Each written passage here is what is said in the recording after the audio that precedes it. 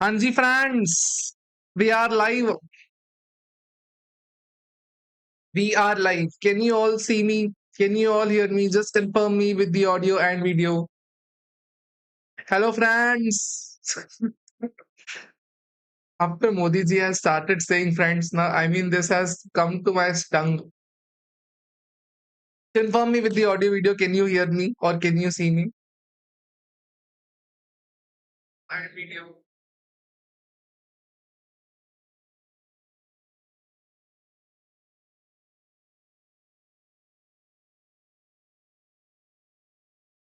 Sir, audio video clear. Okay, sir. Good morning, good morning, good morning. So, hello everybody, and welcome to the CA Final Direct Access and International Taxation live full English powered batch applicable for November 26 attempt. A very warm good morning to all of you. How are you? Just let me know in the comment section so that we can start off with today's session. We have with us Shiv Kumar, Krishna, we have Bhuvan, we have Sairam, we have Mathini, we have Donia, we have Kavi, we have Deepak, we have Happy, we have Bhuvan, we have Kamal. Good morning, sir. Good morning, good morning, good morning. A very heartfelt good morning to all of you. And many other people joined live, not messaging. Okay, sir, very good going. Everything going well. Yesterday, we started off with the chapter Income from Capital Gain. We understood the basics and we started off with the chapter. Now, in starting now, what we studied two or three topics. Let us recall first of all, then we can continue further. We started off with section 45.1, which was charges section, which says any gain arising from transfer of capital assets shall be taxable under that capital gain in the year in which transfer took place. In this entire meaning, there was a word called capital asset, which implies any securities held by FIIs or AIFs, any ULIPs, or any asset shall be considered as capital asset. But stock in trade to be removed, movable personal assets to be removed, rural agriculture land to be removed in India, and any gold deposit certificates or gold monetization bonds are to be removed. But remember, what not to be removed? Any kind of jewelry, drawing, painting, sculpture, archaeological collection, any other form of art, virtual digital asset, bullion are not to be, not virtual digital asset, but bullion are not to be removed. These are always capital asset. If you have silver utensils, these are personal assets. But if you have gold utensils, then it is always capital asset. Okay. Then we understood the definition of the transfer, which implies any kind of sale, any kind of exchange, any kind of relinquishment, any kind of extinguishment of an asset, any kind of conversion of capital asset into stock in trade, any kind of compulsory acquisition like Adish Sir's opium farmhouse. We had any transfer of immovable property in part performance of the contract, any transaction which enables us enjoyment of immovable property, any redemption of zero coupon bond is considered as transfer. This gives us the basis where we can call compulsory acquisition, or sorry, destruction is also a transfer based on this. Liquidation is also transfer. Slum sale is also transfer. Buyback is also transfer. These are also transfers, whether done conditionally, unconditionally, with agreement, without agreement, directly or indirectly. They shall be considered as transfer only as per Income Tax Act. Okay. This is what we had studied yesterday. Can you recall the basics? Can you recall the basics? And we can move further.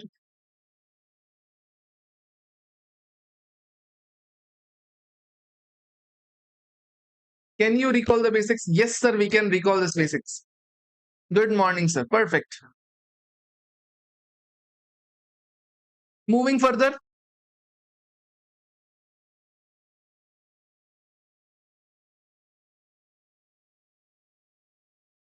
Yes, sir. We had a term called rural agriculture land. Now, what is a rural agriculture land?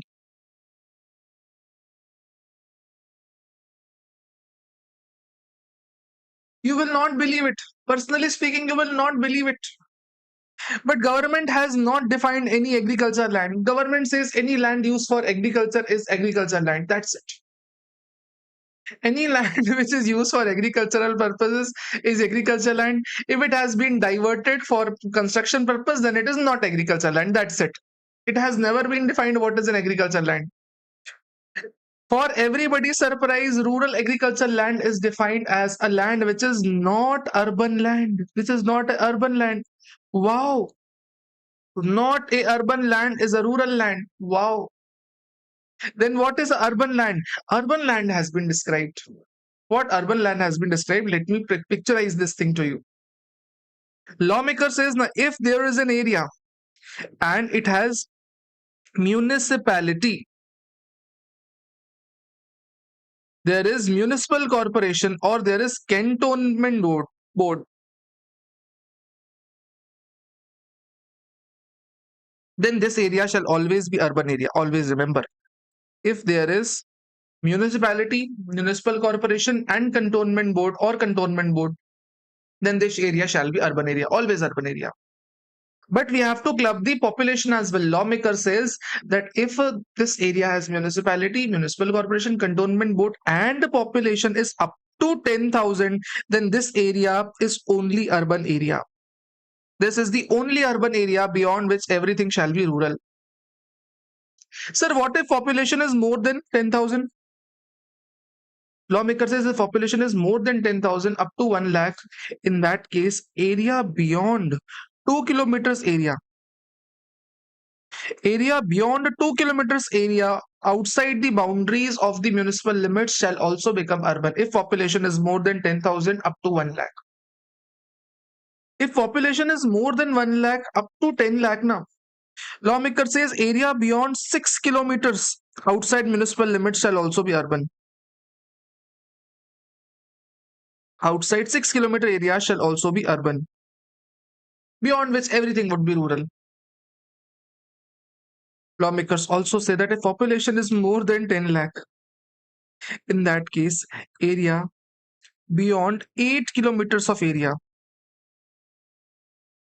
beyond 8 kilometers of area shall be urban. After that, everything would be rural. So first thing you have to catch, if area has municipality, municipal corporation, cantonment board, that is always urban area. Always that limits.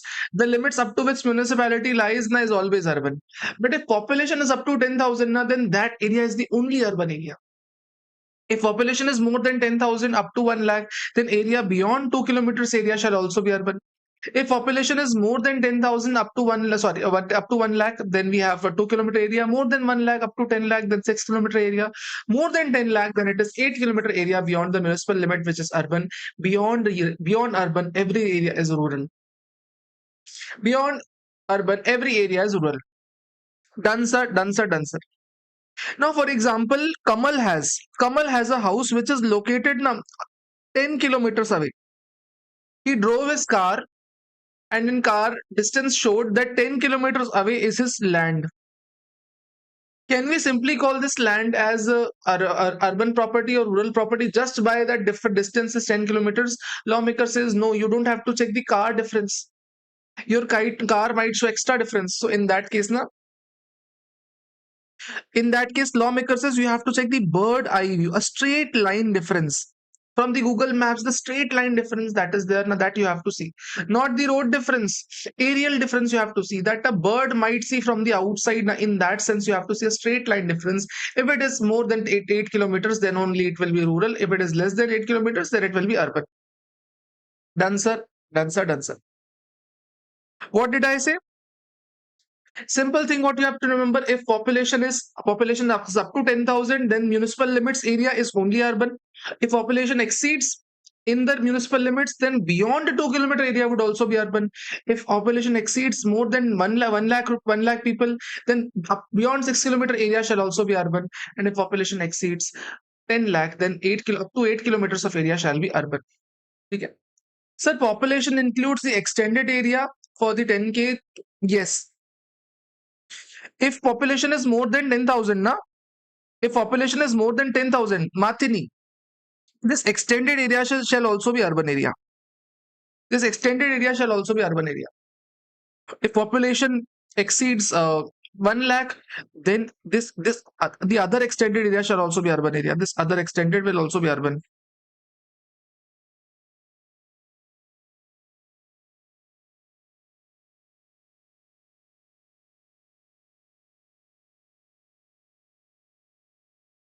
At last, if population exceeds 10 lakh, then this 8-kilometer area shall also be urban area.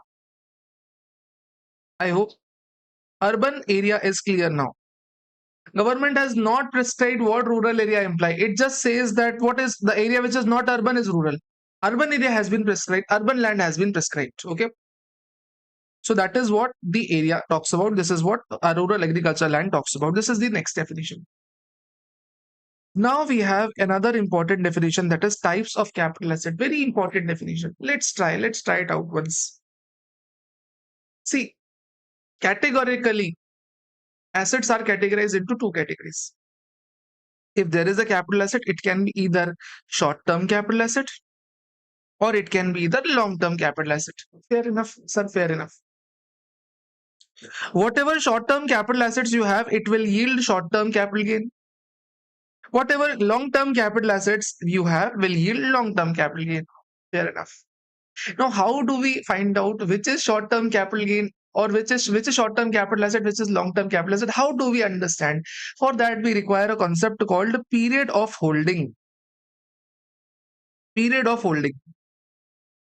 Every asset has been specified a period of holding for which you have to hold those assets. Okay, if you held them for up to these limit, then it will be short term. If you have held them beyond these limit, then it is called long term.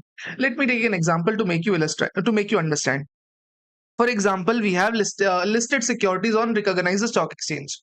If you have held these securities up for 1 year, up to 1 year, now you have held, now it is considered as short-term capital asset. But if you have held it for more than 1 year, then it is considered as long-term capital asset. Perfect. If you have equity-oriented mutual fund, you have to check for 1 year limit. If it is held up to 1 year short-term, more than 1 year, it is long-term. Wow. Any kind of zero coupon bond, if it is held for up to 1 year, then it is considered short-term. If it is held for more than 1 year, then it is considered long-term. Okay. We have units of UTI. Units of Unit Trust of India. If it is held up to 1 year, then it is short term. If it is held for more than 1 year, then it is long term. Fair enough. Everybody, sir, fair enough. After that, we have any other asset, like we can have unlisted shares which are not covered above, immovable property, any other assets. It will have 2 years of period of holding. If it is held up to 2 years, then short term. More than 2 years, it will be considered as long term. Okay. So this is the period of holding which determine whether asset would be short term or long term, which in turn will determine whether capital gain is short term or long term. Fair enough? Sir, very much fair enough. I want to have a snapshot. I want you all to have a eye snapshot of it. Okay, don't write it down. It is there in your book. Always it will be there in your book. But just have a eye snapshot, like we watch it multiple number of times now, so that we can have a picture in our brain. I want you all to have a picture of this in your brain. Not write it down. You don't have to write it down. You just have to have a picture of it. It's like you multiples. You say you watch a thing multiple number of times. Blink your eyes so that image comes to your brain that I want for this. Just have a brain mapping image of this. Okay, try having it. Okay, I want to ask certain questions from this topic. Listed securities on recognized stock exchange. What is recognized stock exchange? India has only two recognized stock exchange. First of all, Bombay Stock Exchange and National Stock Exchange. Units of equity oriented mutual funds, zero coupon bonds, units of UTI. Any other assets? 2 years. Okay. Done? Sir, we are done with it. Okay. Oh.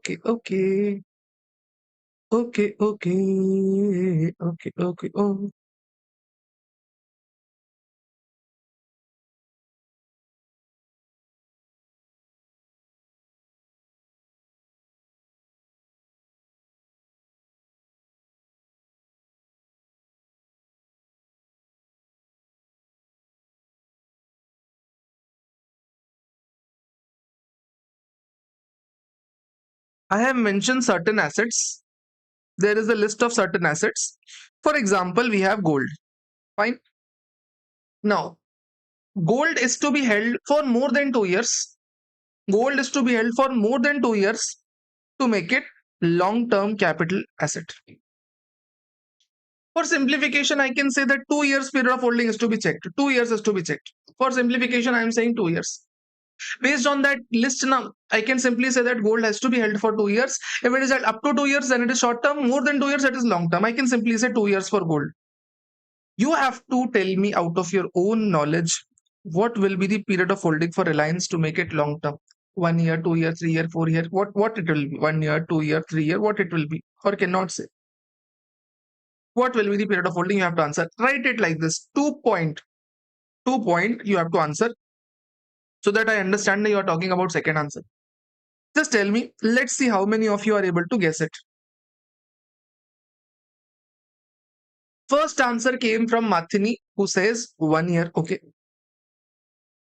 In the favor of one, we have Mathini, we have Kavi,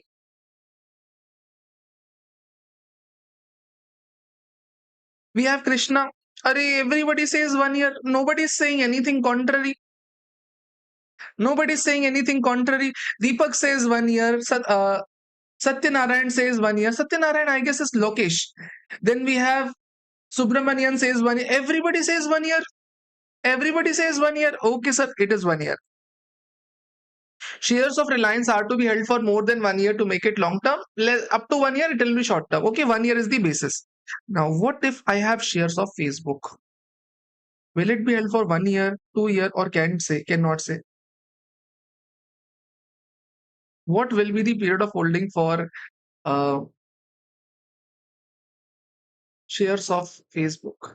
How long shares of Facebook should be held to make it long term? Let's see. Try answer.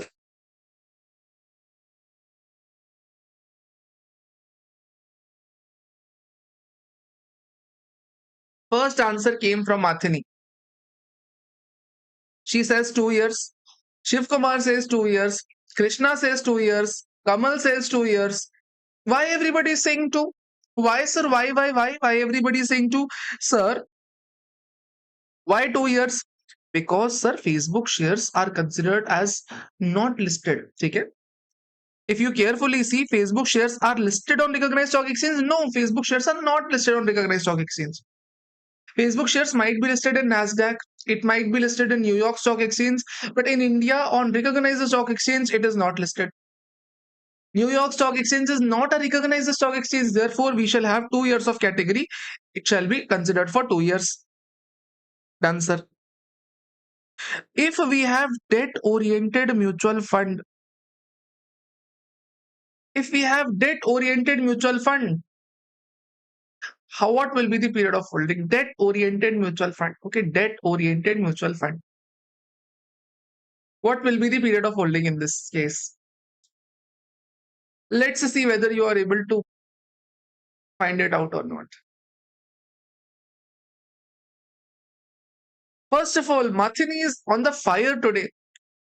Mathini says 2 years, Deepak says 2 years, Kavi says 2 years, Satyanarayan or Lokesh says 2 years, Krishna says 2 years, Kamal says 2 years, Kavi says 5.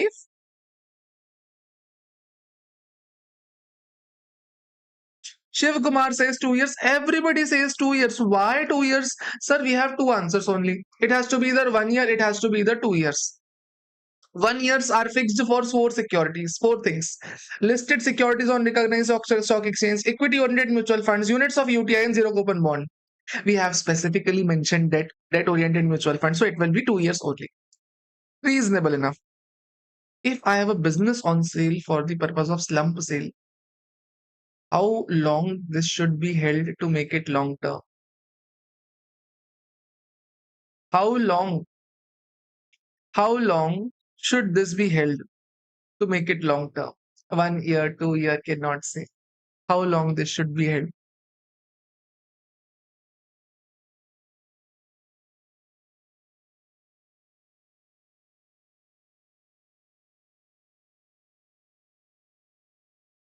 In 5, Mathini says 2 years. Deepak says always capital gain. My point is not always capital gain. I want to know number of years to be held. Lokesh says 3 years. Krishna says always STCG. Hai? Shiva Kumar says 2 years. What is this always STCG? Shiva Kumar says 2 years. Okay.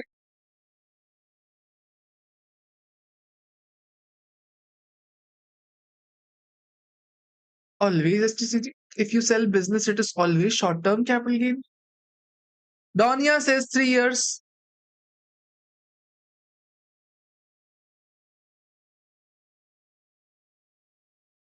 So there are two answers. Some people say 2 years, some people say 3 years, and some people say it is always short term capital gain. Other people don't want to mess. CA Journey Insights says 2 years. Right answer is it will not be short-term capital gain for sure. It is not always short-term capital gain.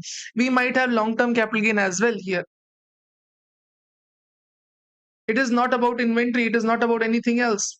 If we are selling business as a whole, it can be slump sale. It can be long-term as well.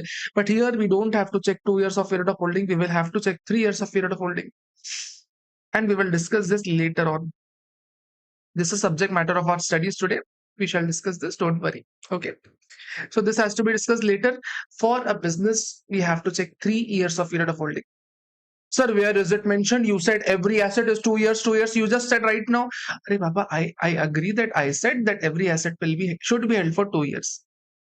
But business, we specifically have section 50B, which clearly states that notwithstanding anything contained in any provisions of the act, if business is held for more than 3 years, then it shall be long term. If it is held up to 3 years, then it is short term. So specifically section says 3 years, so we have to assume that section also.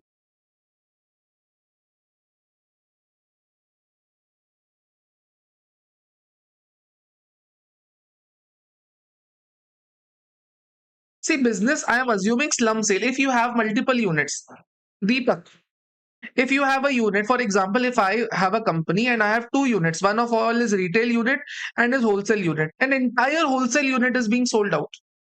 In this wholesale unit, we have multiple assets. I might have inventories, I might have debtors, I might have investments, I might have cash, I might have creditors, everything I might have. I'm not selling individual assets. Rather, I'm selling business as a whole for 5 crore, 6 crore, 10 crore. Lawmaker says that it is kind of capital gain only. It is called slum sale, where a unit is being transferred or business as a whole is being transferred without assigning value to a single asset. Okay. Now, if we have a unit of business trust, see, if you have a unit of business trust, how much will be the period of holding? For your reference, I am telling you, somebody who doesn't know, by default, units of business trust are listed. The definition of units of business trust is simply state that these are listed on recognized stock exchange. What will be the period of holding for unit of business trust? What will be the period of holding for units of business trust? Kavi says 1 year. Lokesh says 1 year. Okay. Okay. Shiv Kumar says 1 year. Okay. Well, this is fair enough. If these are listed, so we can simply move forward without even arguing on this point. Sir, it will be 1 year only because it will be just 1 year because these are listed. Okay. Buildings, always buildings, we have to take 2 years. We have already studied this. We don't have to even have we don't even require discussion on this topic. That buildings are to be held for 2 years to make it long term. Assuming it is not in business, but I'm just saying buildings as a whole are to be held for 2 years to make it long term. Rural agriculture land. How long this should be held to make it long term? 1, 2, 3, can't say. How long this rural agriculture land should be held to make it long term? Just to try answering this point. Right, 8 point something. Take 8.1, 2, 3, 4. Get on the dance floor. 1, 2, 3, 4, whatever you say. Lokesh says 2 years. Okay.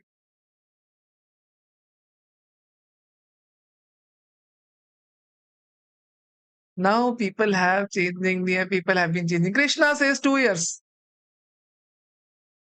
Whereas Mathini and Deepak says cannot say. Deepak says or Deepak cannot say. Bhuvan cannot say. Why you cannot say? Because sir, rural agriculture land right now, I'm not actually right now, but yesterday only you told that it is not a capital asset. It is not a capital asset. Even if it is held for 1 year or even if it is held for a decade, even if it is held for a century or even if it is not held for half a day, it is not even a capital asset, so period of holding will not be even considered. So we don't have to check this. It is always Anna. It is not a capital asset, not applicable. Oh wow. Oh, wow. Now, last three pointers. Let's see how many of you get them correct. Take it. If I have Motilal Oswal Nifty 50 mutual fund, Motilal Oswal Nifty 50 mutual fund, what will be the period of holding in this sense? Motilal Oswal Nifty 50 mutual fund, 1 year, 2 year. Motilal Oswal Nifty 50 mutual fund. What will be the period of holding? Right in that sense, 9 point, so that I'm aware which question you are answering. Sonu says, this time Sonu is taking the charge and he says 1 year. Sonu says 1 year. Deepak says 1 year. Shiva says 1 year. Wow. Kamal says 1 year. Okay, fine, fine, fine. Very nice. Very, very, very nice. Martini says 1 year. Nobody is arguing, sir. 1 year only, because Nifty 50 mutual fund is nothing but equity oriented mutual fund. And if we have any equity oriented mutual fund, it shall be held for 1 year to make it long term. If it is held for more than 1 year, it is long term. Okay? We understood. That is basics. That is basics. Just basics. Okay, okay, okay. Let's see how many of you are able to answer this. If there are shares of Rahul Limited listed on Chennai Stock Exchange, how long these shares are to be held to make them long term? We have Rahul Limited. Rahul Limited has got listed, in which stock exchange? Chennai Stock Exchange. How long this should be held to make it long term? See, sometimes in English I get overexcited, okay, about the topic, so I might overact. Okay? You can correct me at any point of time. You think that I'm going overacting, so I will correct myself. I sometimes get over enthusiastic, and since it's morning time, I want to put some energy in you, so I might overact. Okay. Everybody says, can I say I love you all? Can I say, I mean, very beautiful. We have Deepak, Mathini, Kavi, Bhuvan, Shivakumar, Subramanian, Krishna, Sonu, Kamal, Lokesh. Everybody saying 2 years. Nobody is saying 1 year. I mean, you are doing really good. Why you are doing good? Because if shares are listed on recognized stock exchange, securities are listed on recognized stock exchange, we take 1 year. But Chennai Stock Exchange is not considered as recognized stock exchange. Recognized stock exchange is NSE and BSE only. Okay, sir. Last thing, unlisted mutual fund of Nifty 50, Nifty plus 50 Motilal Oswal. I have unlisted mutual fund of Nifty next 50 Motilal Oswal. Unlisted mutual fund. Whether should I hold for 1 year or 2 year? Let's see all of you. Let's see your answer. What will be the period of holding which will render it long term or short term? Sonu again taking the charge, taking the lead and says 1 year. Okay. Deepak says 1 year. Okay, okay, okay. Do not copy others' answers. I'm saying now just to try answering yours, because somebody might be wrong here. Mathini says 1 year. Okay. Lokesh says 2 years. Bhuvan says 1 year. Okay, okay, okay. I am saying now do not follow the cult. It might be possible that they are wrong. It might be possible. It might be possible. Krishna says 1 year.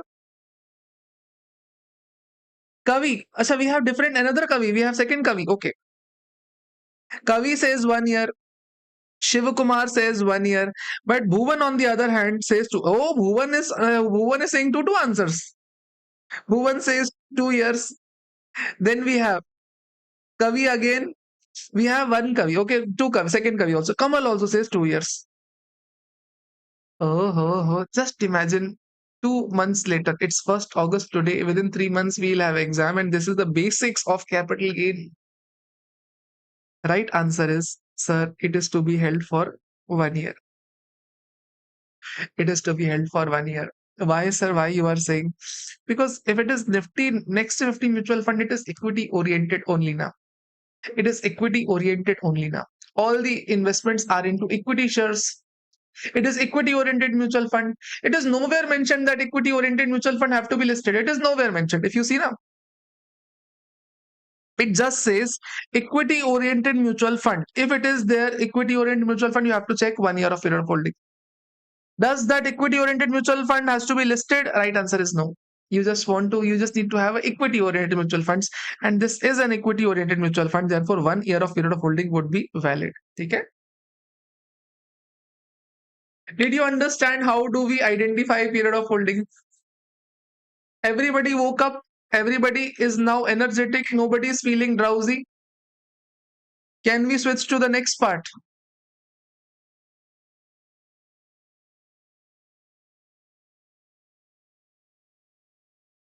Yes, sir. Before switching to the next part, let me highlight certain things for you. We started off with charging section. We did capital assets. We did transfer yesterday. Today we came and did period of holding and rural agriculture land. This was the basics. Moving further, we have to start with the computation portion. Before starting computation portion, let me make a format. Let me make you write a format. If you are noting down things, you can note this thing as well. See, capital gain is always about format. When we'll solve question answers, you will understand that format is the most important thing in capital gain. This format can give you marks, can fetch you marks, and it can even let you lose marks as well. So this format, if you can learn, so you are asking us to learn? Yes, I'm asking you to learn. If you can learn this format, then you should learn this format. Okay. If you can learn this, you should learn this. What is the format? First of all, computation of capital gain for Mr. or Mrs. whatever. Previous year 25-26, assessment year 26-27. First thing that you have to do is full value of consideration. Of course, this format is already written in your book, but I'm making you write again so that you are comfortable with the format. Format is really important. If you don't know the answer now, just write this format down and try to put data in this format. You will be able to solve the answer. Put data in this format, you will be able to solve this answer. I'll tell you what I'm saying. Full value of consideration minus transfer expenses. Transfer expenses like brokerage, commission.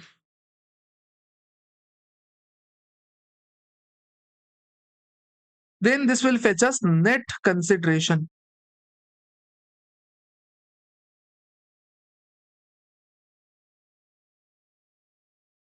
You have to reduce cost of acquisition.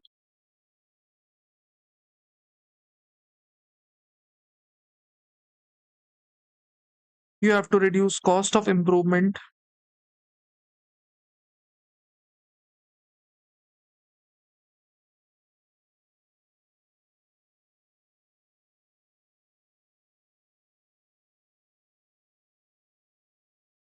This will give you capital gain. This is the basic thing. This capital gain will be long term or short term based on period of holding. Whatever period of holding we discuss right now, based on that, we shall decide whether it would be long term or short term. Okay. Based on period of holding, we shall have it either long term or short term. Now, below which you will have exemptions. Below long term capital gain, you will have exemptions under section 54, 54B, 54D, EC, F, G, GA. You will have exemptions here. You will have to reduce the exemption, and this will give you taxable capital gain.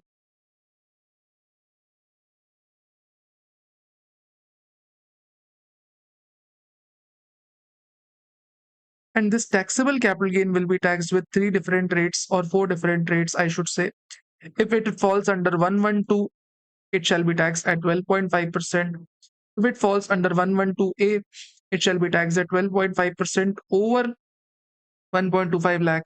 If it is falls under 111A, it shall be 20%. Or if it is other STCG, it will be taxed with slab rate. But dear friends, format has to be same. Format has to be stuck. Whenever you solve any question of capital gain, the best thing that you can do to yourself is to write the format. And once you write the format, now just put the data here. Whatever full value of consideration you can derive from the question, just put data here.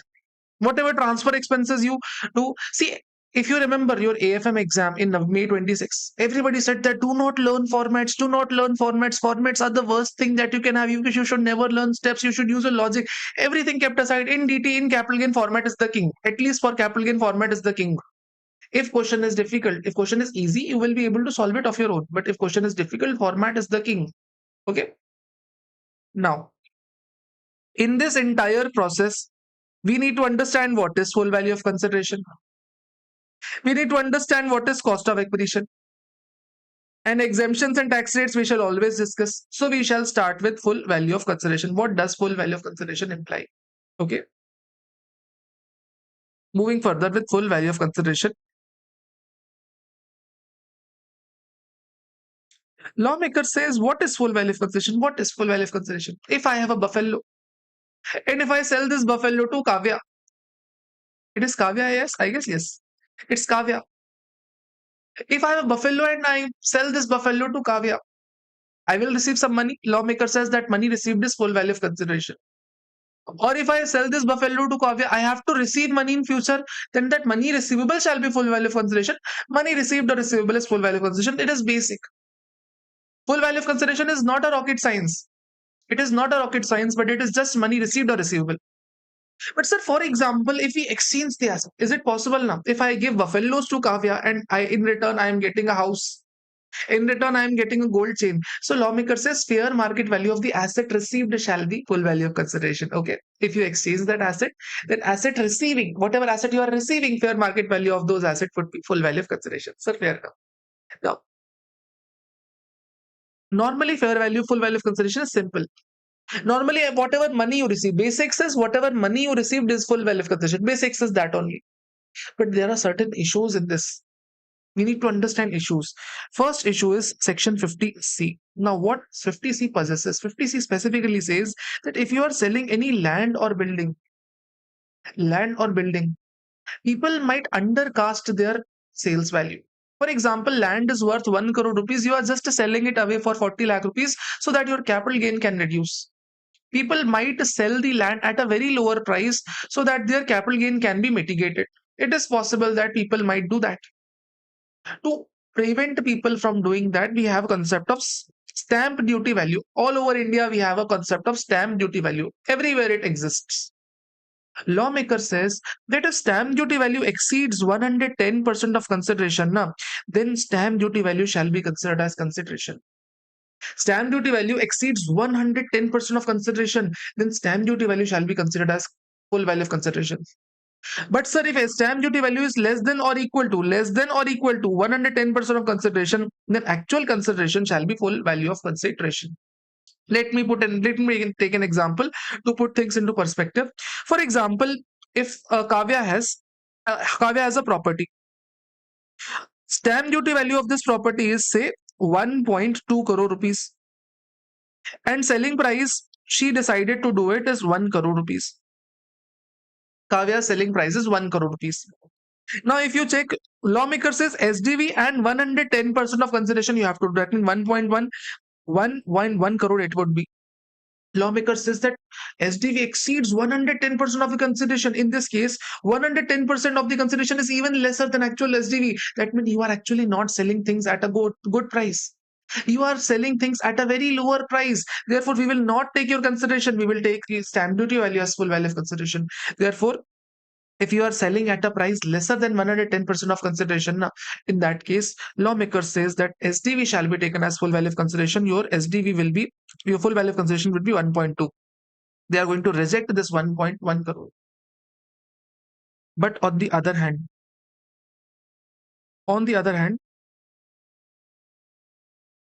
if sales consideration is say 1.1 crore, in that case, lawmaker says we have to take 1.1 into 110%.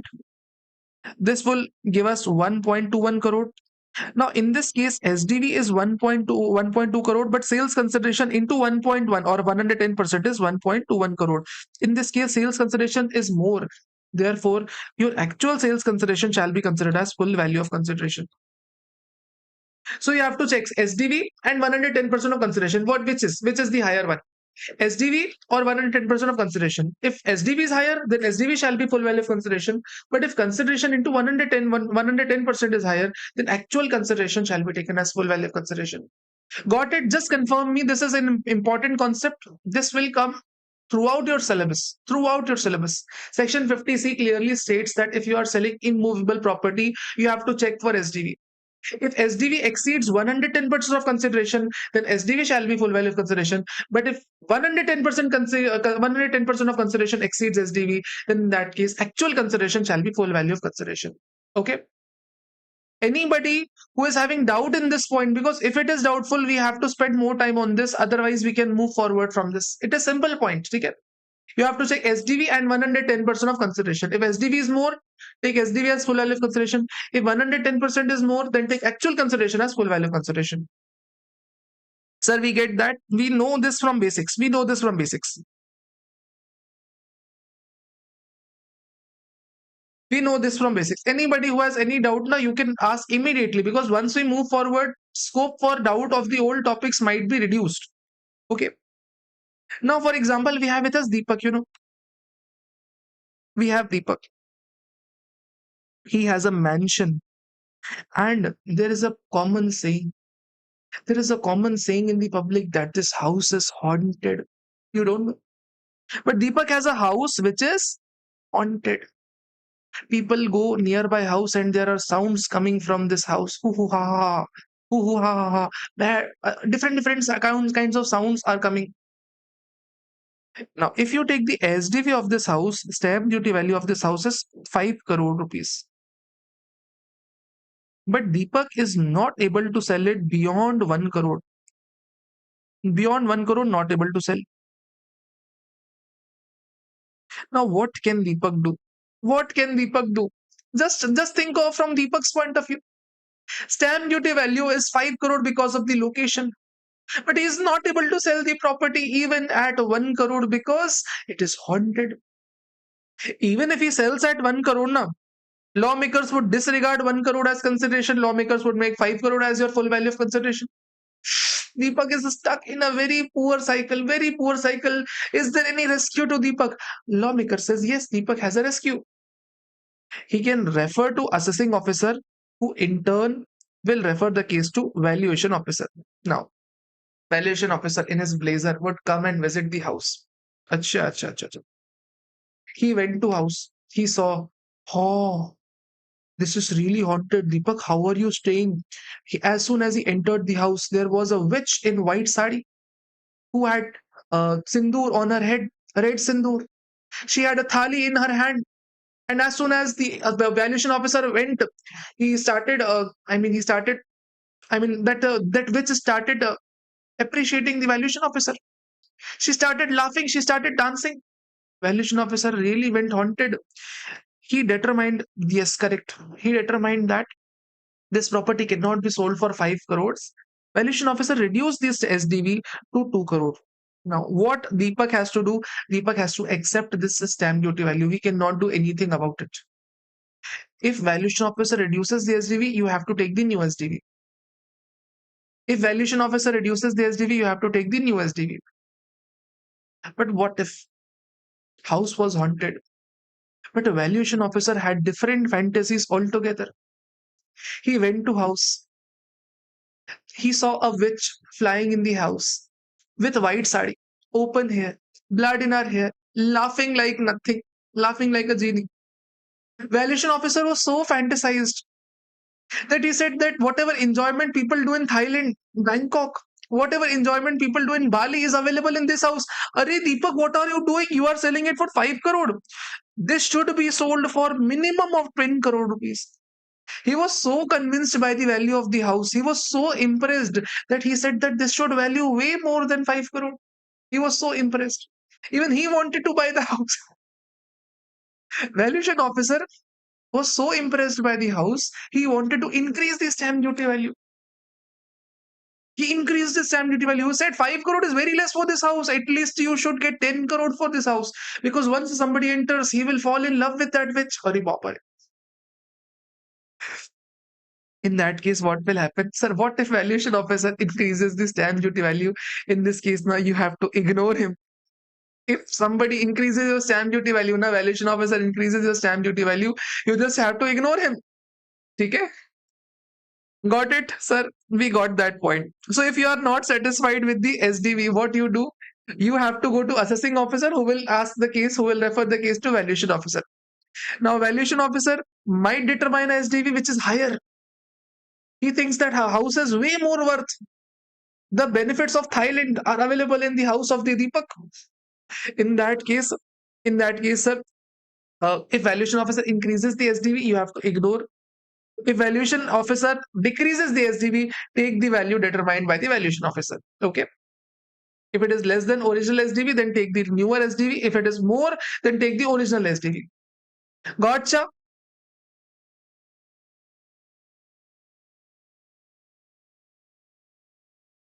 Now, another example into making, you have to participate and answer this point. Okay? For example, we have,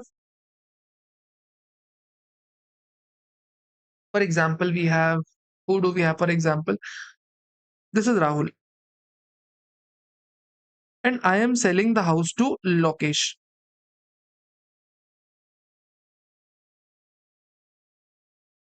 We agreed to sell house on 1st April 2025, where stamp duty value was 1 crore and consideration agreed was 1 crore. But we could not register anything. Registration was done on 1st October 2025. Stamp duty on that day shot up to 1.25 crore, and Lokesh paid me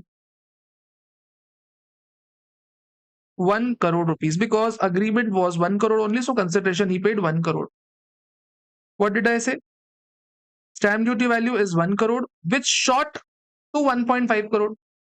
Consideration was agreed 1 crore as equal to SDV, but later on consideration was fixed and paid 1 crore, but SDV was shot up. Now in my hands, just think of from my hands, my full value of consideration. I received 1 crore, but this 1 crore should be compared with SDV. Which SDV should I be comparing? If I'll be comparing SDV of 1st April, then 1st April SDV is 1 crore. If I have to compare the SDV of the registration date, it is 1.25 crore. If we take different SDVs, our capital gain would change. Which SDV I am going to take? Whether I am going to take the SDV of agreement or whether I am going to take SDV of registration date. Which SDV I am going to take? Because both will change my answer. Are you getting? So my question is, if on the date of agreement there is different SDV and on the date of registration there is different SDV, which SDV are we going to take? My question to you all. Just answer based on your logic. I have not taught anything. I just want you to respond.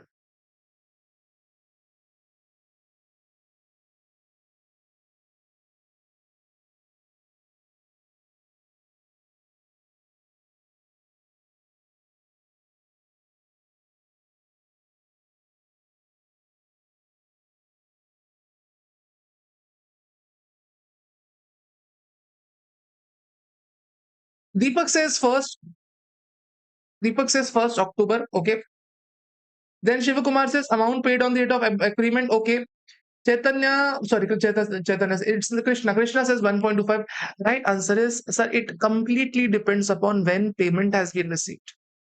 And not just cash, but payment via account, paycheck, demand draft, electronic clearing system is received. Lawmakers fix the date based on the payment date. If Lokesh has paid me even a rupee, even 1 rupee on the date of agreement, we shall take the SDV of agreement date. But if money has not been paid, or it has been paid in cash, or it has been paid via cross check, or it has been paid via bearer check, or if it is being paid by uncross check, it is not considered as paid. Money has to be received via account, paycheck, demand draft, electronic clearing system. That is what the bottom line is. If money has not been received on agreement date, we shall not take agreement date, we shall take the registration date. Okay, fair enough.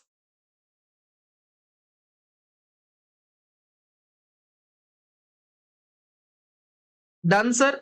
Sir, we got that point. If agreement and SDV, if agreement and registration dates are different, which SDV we are going to take? See, if money has been received on agreement date, we shall take the agreement date. Other cases, we shall take the SDV on registration date. So what the concept is, entire concept is, ideally sales consideration or ideally full value of consideration is money received. But in case of immovable property, we might have to ignore money received. We might have to take SDV. If SDV exceeds 110% of consideration, we have to take SDV. SDV as full value consideration. If we are not satisfied with SDV, we can go to valuation officer.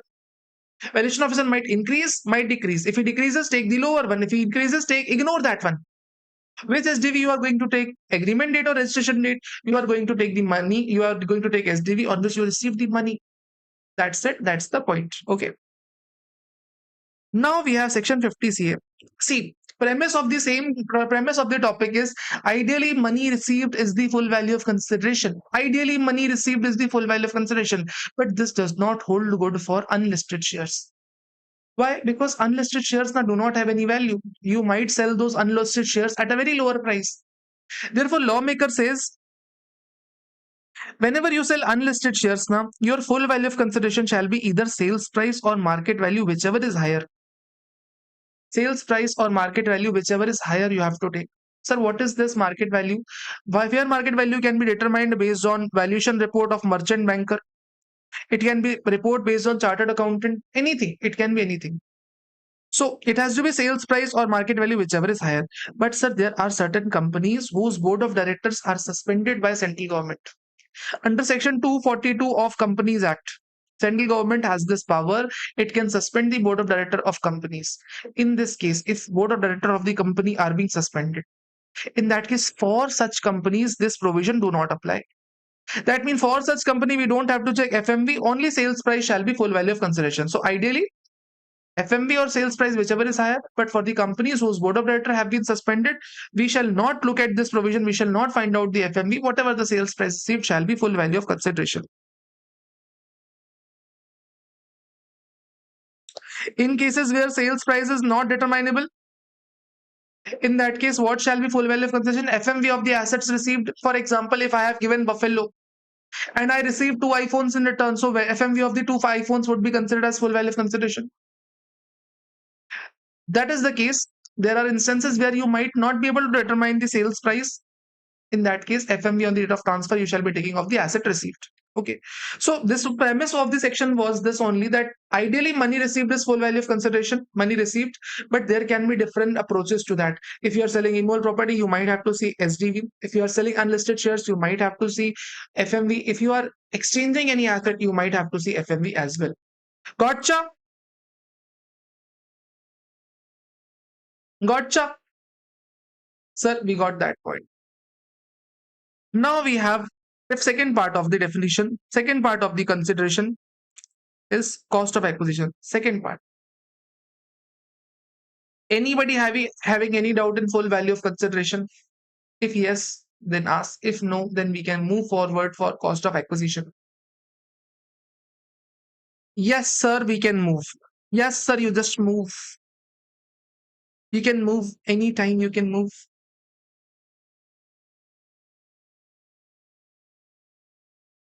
What is cost of acquisition?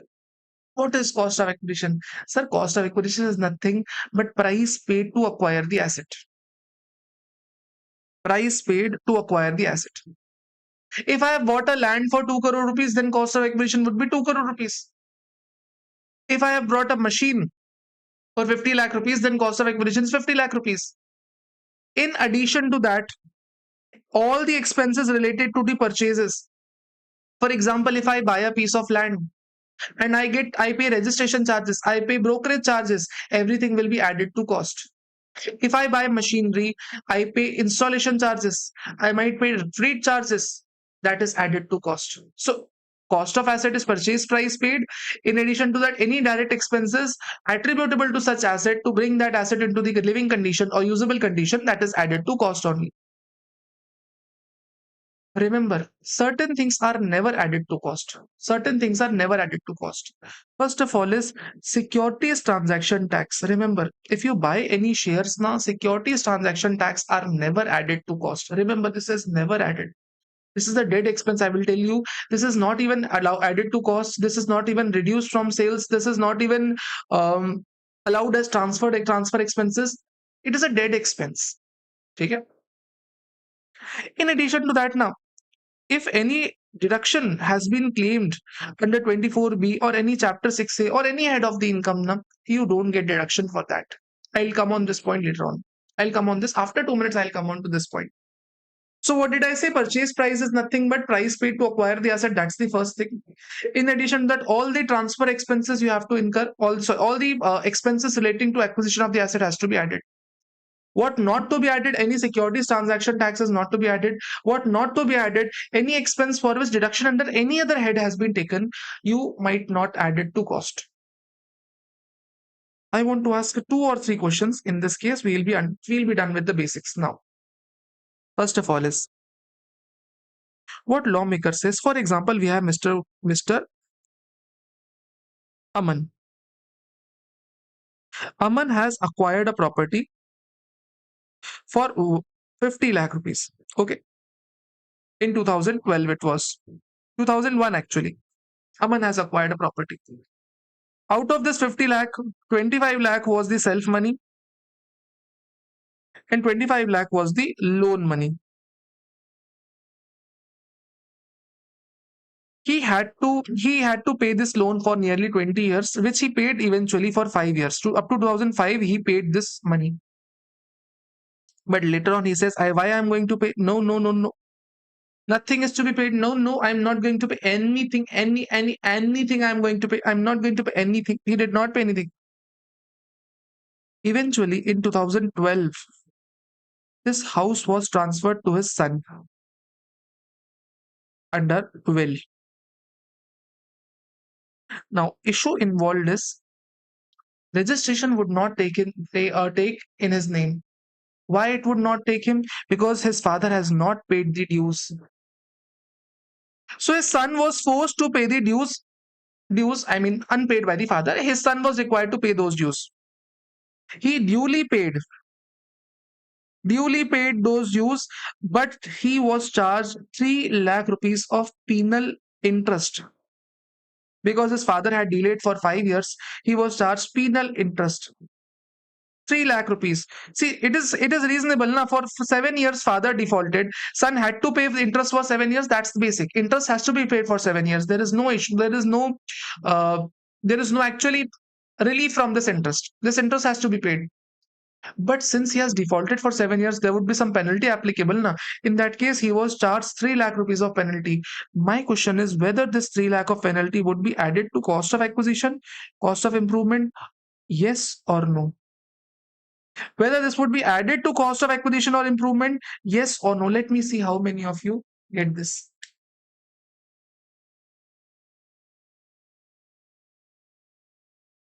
Will this be added to cost of asset, cost of improvement, yes or no?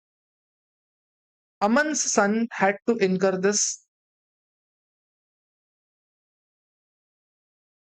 whether it would be added to cost or not. What is this? Yes, I think. Yes or no? It has to be either yes, it has to be either no. This is not a suspense game.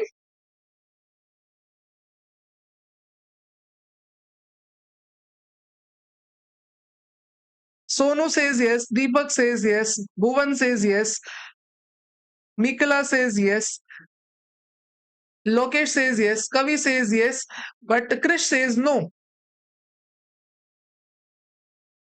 Anybody else who want to give it a try? See, you might do it wrong, I know. But it's okay to do wrong because I am here to correct you. Later on, you will not have anybody to correct you. Kavya says yes. Krishna says yes. Right answer is, sir, yes, it will be added to cost. Yes, it will be added to cost. Why, sir? See, lawmaker says that if any expense has been incurred to obtain the clear title of the asset, it has to be added to cost. Why I am saying that? Just understand, if Aman's son did not pay this dues, assume Aman's son had not paid his dues, has not paid. Assume he has not paid. In that case, will he ever get the title of the house? Is he ever going to get the title of the house? Right answer is no. Even if he had paid the dues, but he had not paid the penalty amount, na, he would never get the ownership of the house. So to get the ownership of the house, you have to add it to cost, even if it's a kind of abnormal payment. But abnormal payment do not apply in case of cost of asset. Now, this is not your P&L you are making, so abnormal loss are not debited to P&L. This is simple thing, na. Without this payment, he will not get the ownership of the house. And if it is necessary for getting the ownership, then add to cost. That is the simple logic. So if any expenses have been incurred to obtain the clear title, then it will be added to cost. Got it? Got it? Sir, we got that point. Now, same case I am putting, but this clear title area I am removing. Okay? Assume Aman is the only one. There is no default. Everything is going properly well. Aman only. Okay. Aman only is moving further. Now, what I want to tell you is every year Aman would be paying a EMI of nearly maybe 7 lakh. Every year he would be paying an EMI of 7 lakh rupees, 5 lakh rupees, whatever EMI he would be paying. Out of that, every year he would have certain component as interest, a certain component as principal. So principal might be in some year, principal would be 3 lakh, interest would be 4 lakh. In some year, this EMI would constitute differently. Principal would be 4 lakh, interest would be 3 lakh. Okay. Anything can happen as soon as we progress this composition change. Fine, sir, fine. See, and entirely this 25 lakh is the principal amount. So whatever principal you pay is the cost of asset, of course. But normally in real life, what people do is people take deduction of this interest paid. This interest paid. This interest paid as cost of improvement. People normally do that. Whatever principal you pay now is already covered in this cost of 50 lakh rupees. Is already covered. But whatever interest you pay is extra you are paying now. So people normally take it as cost of improvement. Does law allow that? Yes, law has never stopped you from taking. If you have paid interest for acquisition of the house over the period, then this over the period interest is considered as cost of improvement only. People have been taking it. But sir, if you remember your basics of CA intermediate or CA final only, whenever you have interest on house property, you get deduction under section 24B of the house property head. You remember 24B, you are being given interest of 2 lakh rupees. You are being deduction of 2 lakh rupees on interest on house property. Or in case you get deduction under section 80 double E or double EA if you have interest from house property. Interest, or if you pay interest on house property, you get deduction under various chapters. Lawmaker says that if you have taken deduction under these two heads, these interests will not be added to cost of asset. These interests will not be added to cost of asset. Whatever the amount on which you have taken deduction under different heads now, such amount shall not be considered as deduction. Basic is this only. For example, for previous year, 25-26, you have paid interest of 5 lakh rupees. Out of this 5 lakh rupees, not 5, out of this 5 lakh rupees, 2 lakh have been taken under 24B, 1.5 lakh have been taken under 80 EA. In that case, 3.5 lakh of this interest would not be allowed to you as cost of improvement. Only remaining 1.5 lakh would be allowed to you as cost of improvement. So if you have taken deduction under any other head like 24B, like chapter 6A, then such amount is not added to cost. Such amount is not considered as cost of acquisition. Similarly with principal as well. Like every year you pay principal and whatever payment you make for principal, you are eligible for 80C on that. If you remember, I will teach this in deductions chapter, that whenever you pay principal of house property, principal payment is deductible under 80C. Principal on house property is allowed as deduction under 80C. If you take deduction on this, lawmaker says that such deduction taken is not added to cost. It is not allowed as cost of acquisition. Whatever principal you have taken as deduction under 80C, in that case, such will not be allowed as cost of acquisition. It will not be allowed as. Got this point? Bottom line is, if you have taken deduction of any expense in any other head, such expense will not be allowed to you as deduction in latter parts. This is what this line simply implies. Dear God, this is just a basics. So what is to be added? purchase price, direct expenses, and in addition to that, clear title expenses. These three things are to be added. Focus on the screen. Okay? It's morning, I know, difficult to digest, but okay. What is to be considered? Purchase price, direct expenses, and clear title expenses. What not to add? Sir, STT not to add. Any expense on which deduction is taken under any other head is not to be added. Fair enough?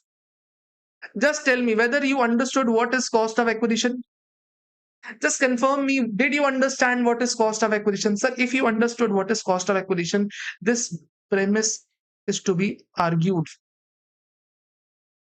Ideally, price paid to acquire the asset, price paid for clear title expenses, price paid for cost direct expenses is cost of asset.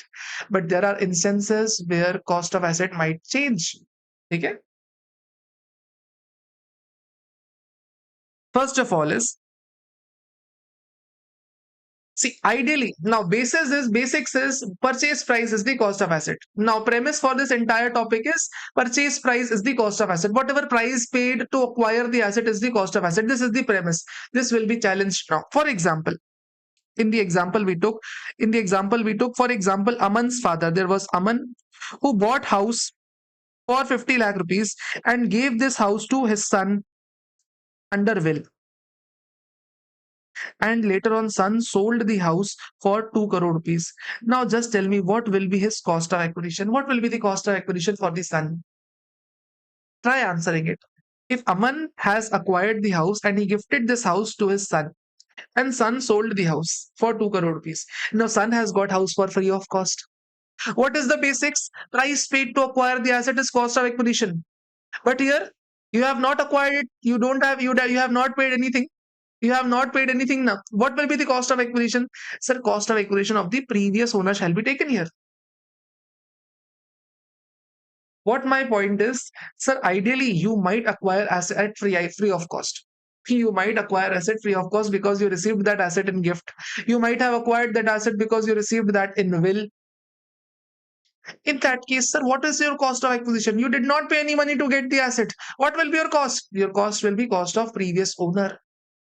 Your cost will be cost of previous owner. This is the first exception where we are challenging the cost of acquisition, where asset has been acquired from a transaction which does not amount to transfer, like gift, like will. In that case, cost of acquisition of the previous owner shall be taken. Got it? Are you understanding the premise? Price paid is the cost of acquisition, but here we are challenging it. These are exceptions to that. In first case, we have not paid any money to acquire the asset. We got that asset for free of cost. So in that case, what would happen? Cost of acquisition of the previous owner shall be taken. Okay? Now, what if, sir, very old asset is acquired? This is a benefit given to everybody. A benefit to everybody. For example, if I have a piece of land which was acquired in 1990s, it was acquired in 1990s and it was acquired for, say, let us say for 10 lakh rupees. Now, we might have very old assets, and at that point of time, these assets were bought at a very negligible price. Does that mean it will give any benefit for cost? Actually, it is no benefit. Cost is actually not even a benefit here.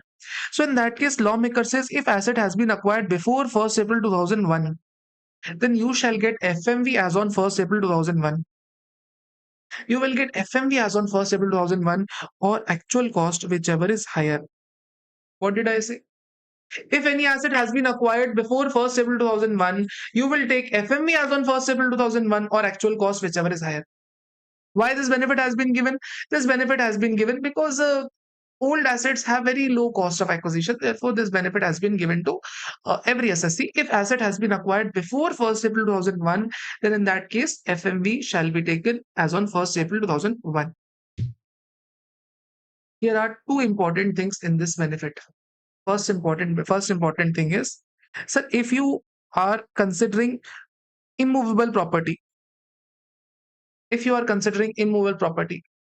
then FMV is fine. FMV is enough. It is fine. But FMV cannot exceed SDV. FMV cannot exceed SDV. FMV cannot exceed stamp duty value. Why I am saying that? Let me tell this thing with an example. You will understand it. How do we compute capital gain? Computation of capital gain is nothing but full value of consideration minus cost of acquisition. This is the bottom line.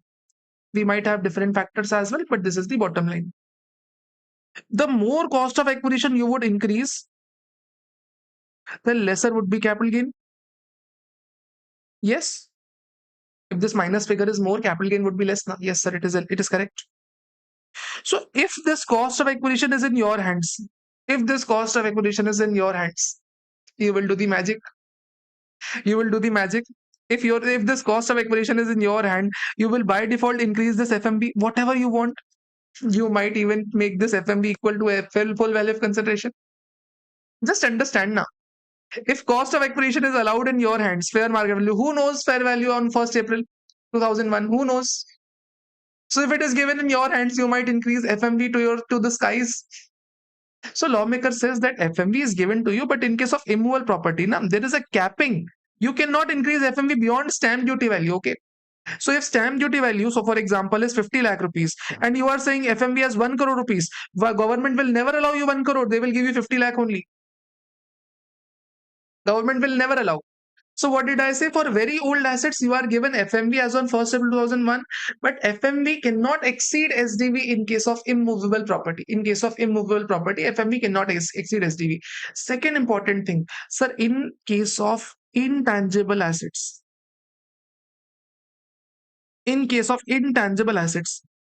sir, this FME benefit is not allowed. FME benefit is not allowed. I shall teach this later on as well. In case of intangible assets, FME benefit is not allowed. Why, sir? Why FMV is not given to us? Reason being, how will you estimate, yaar? How will you estimate FMV as on 1st April of an intangible asset? Valuation of intangible asset is even difficult today.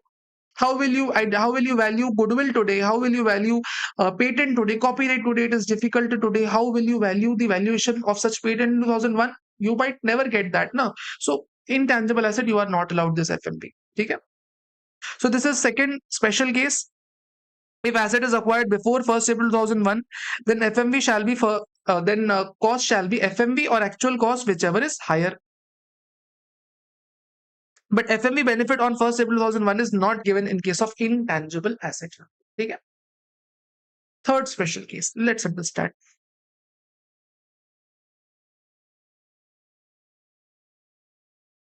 Understand this with an example. For example, we have with us Krish.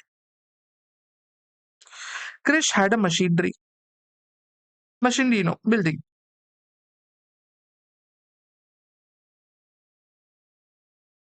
Acquired for 50 lakh rupees. This building is used in business, and he is continuously charging depreciation on that. As of now, his written down value is 35 lakh rupees. If he sells this building, his full value of consideration is, for example, 90 lakh rupees. What will be his cost of acquisition? Sir, his cost of acquisition will be either 35 lakh or it will be 50 lakh. What will be his cost of acquisition? If you have a building which is depreciable, what will be your cost of acquisition? See, basic premise is price paid to acquire the asset. Basic premise is price paid to acquire the asset is cost of acquisition, but we are studying exceptions. So in this case, sir, we have already taken deduction of 15 lakh under depreciation. Lawmaker says cost of acquisition would be 35 lakh in this case, and remaining would be your capital gain of 55 lakh. So in case of depreciable assets, your price paid is not the cost of acquisition. Your WDV is cost of acquisition. WDV as on the date, but WDV as on 1st April of the previous year would be your cost of acquisition. That's the third thing you have to study. Oh, okay. We see, sir, we are understanding. Sir, what if you have intangible assets? Beautiful. What if you have intangible assets? Intangible assets like you might have goodwill, patent, trademark. brand name of your business profession, right to manufacture, produce, process, or article like patent or copyright, right to carry on any business or profession. You might have this as well. Tenancy hours, tenancy rights, loom hours, route permits, or any other rights. You might have any intangible asset. Now, what will be the cost of acquisition of intangible asset? For that, you have to check whether intangible asset has been created or has been bought. If you have a copyright, whether it has been bought or it has been acquired. Sorry, if it is bought or it is self-generated. Lawmaker says if it is self-generated, then nil will be cost of acquisition. Zero cost of acquisition for self-generated assets. If it is acquired, then take purchase price. If it is depreciable, if these are depreciable assets, then take the WDV in this case. But if these are not depreciable, then purchase price or nil you have to take. FME benefit is not given in case of intangible assets. So this is fourth special case I taught you. First of all, if we got asset free of cost. Second thing, if asset is very old, then we have to take FMV. Third thing, if asset is depreciable, we might take WDV. Fourth thing, if asset is intangible, we have to see whether the intangible asset is self-generated or acquired. Acquired, so we shall take purchase price. If it is self-generated, we shall take nil. Let's see how many of you are able to answer this point. Let's see how many of you are able to answer this point. For example, we have Kavi. Kavi works really, really, really hard. And she works at Reliance. She works at Reliance. Okay. Try answering this question. This is a question I will be asking to everybody. Everybody has to answer this. Okay. Kavi works really hard. I mean, she's a hustler, hustler. She's hustler. She hustles a lot. Okay. We see. She got ESOPs. How much ESOPs? Reliance is trading at as of now 1500 rupees. She got ESOP. How much? 10,000 ESOPs to buy Reliance at 600. Wow. Like wow. Like wow. How much benefit she has got? 900 rupees benefit on 10,000 shares. It would be 90 lakh benefit she has got. She immediately exercised them. She immediately exercised them. As soon as she exercised them, she sold all shares of Reliance. All shares of Reliance for rupees 2,000 each. How capital gain for Kavi would be calculated? Full value of consideration as it is sold for 2,000 into 10k shares, of course. Cost of acquisition. What would be the cost of acquisition? What will be the cost of acquisition for Kavi? I want you all to answer into 10,000 option. What will be the cost of acquisition based on the given data?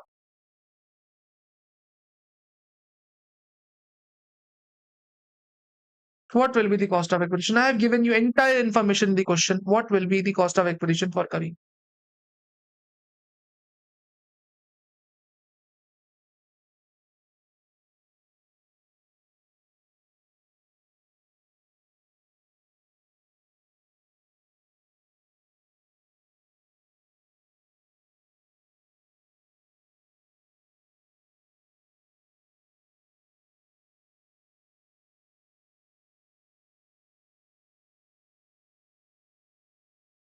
Here we have a lot of divided opinion. We have some people mentioning 600. Who says 600? Kavi, followed by Sonu, followed by Krishna, followed by Krish, followed by Shivakumar.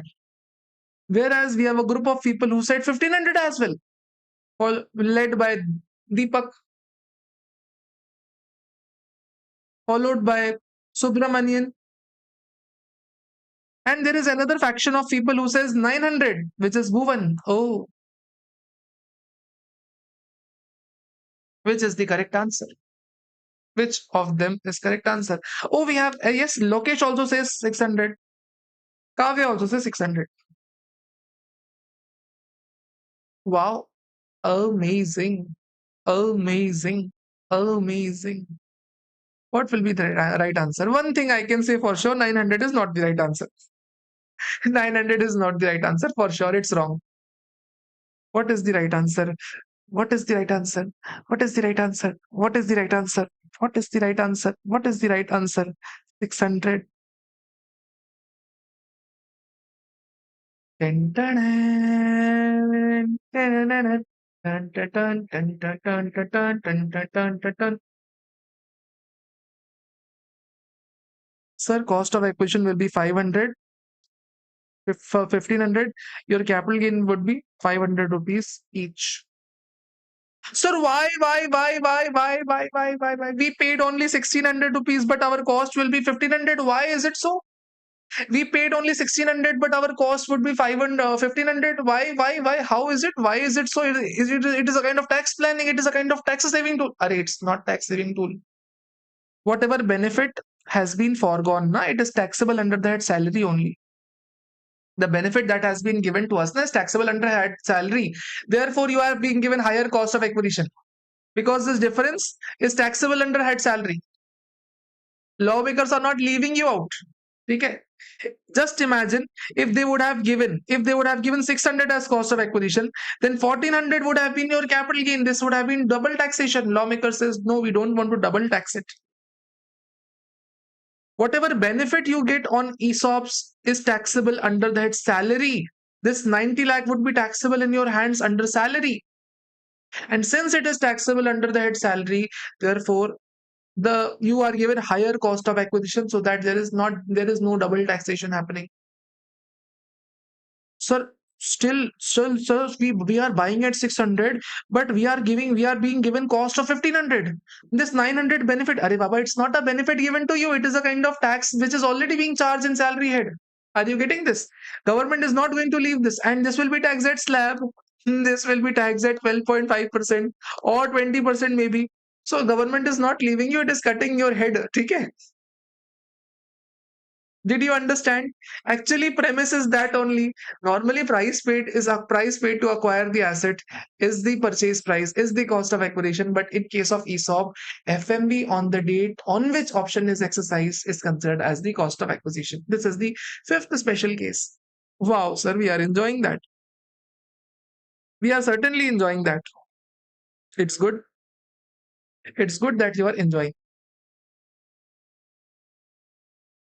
Now, next special case, sixth special case, lawmaker says bonus shares. See, ideally, cost of acquisition of bonus shares is nil. Ideally, cost of acquisition of bonus shares is nil.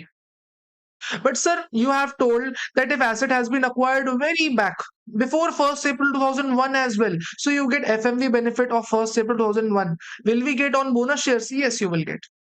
Ideally, cost of acquisition for bonus shares is nil. But if bonus shares have been allotted before 1st April 2001, then you get FMV benefit of 1st April 2001. That will be given to you in bonus as well. Sir, what if shares have been allotted after 1st April 2001? Then ideally cost is nil. But sir, what if bonus are listed securities? Will we get 31st Jan 2018 FMV? Yes, you will get that.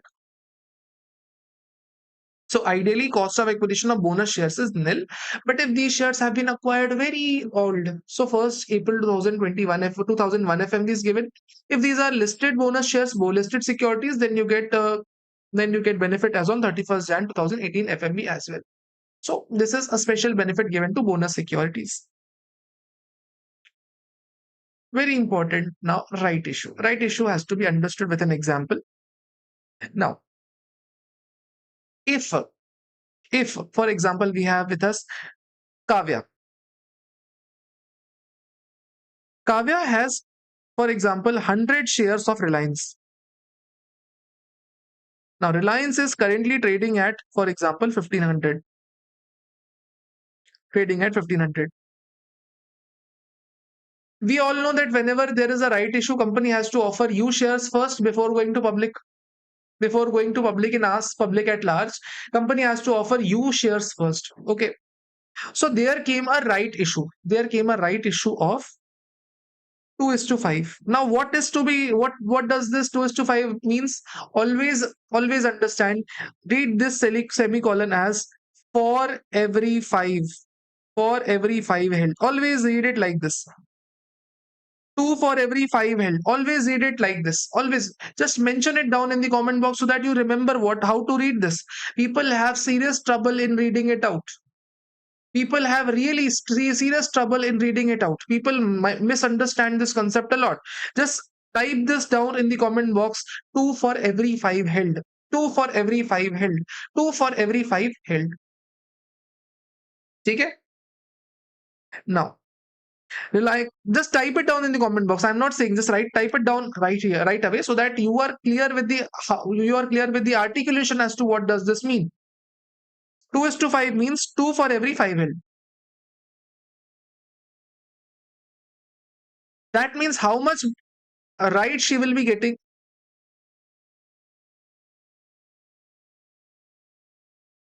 Sir, can you please give a example for bonus note pointer?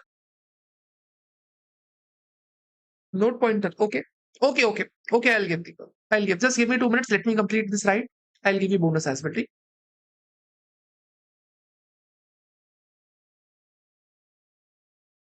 Okay, why not? Why not? Why shouldn't we take? Why don't we solve this question in the form of bonus? Let's make a question which includes both rights and bonus. Let's make a question.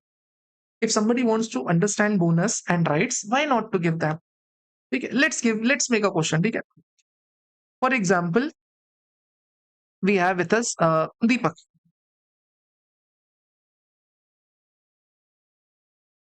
Deepak had acquired shares of Reliance on 1st April 1990. He has 100 shares acquired for rupees 25.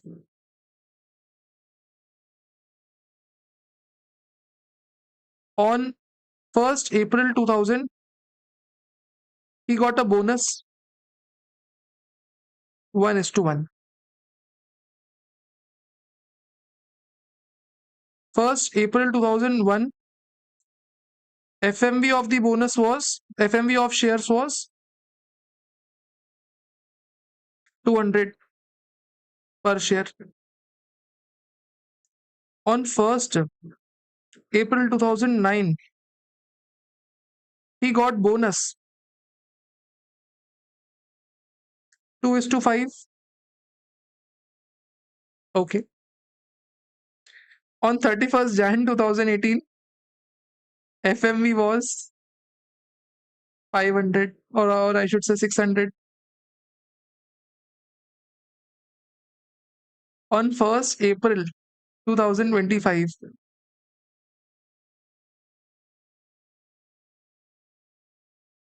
just let me see the figures.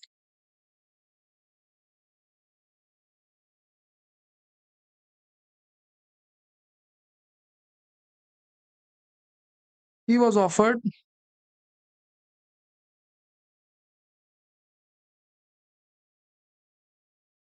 right shares,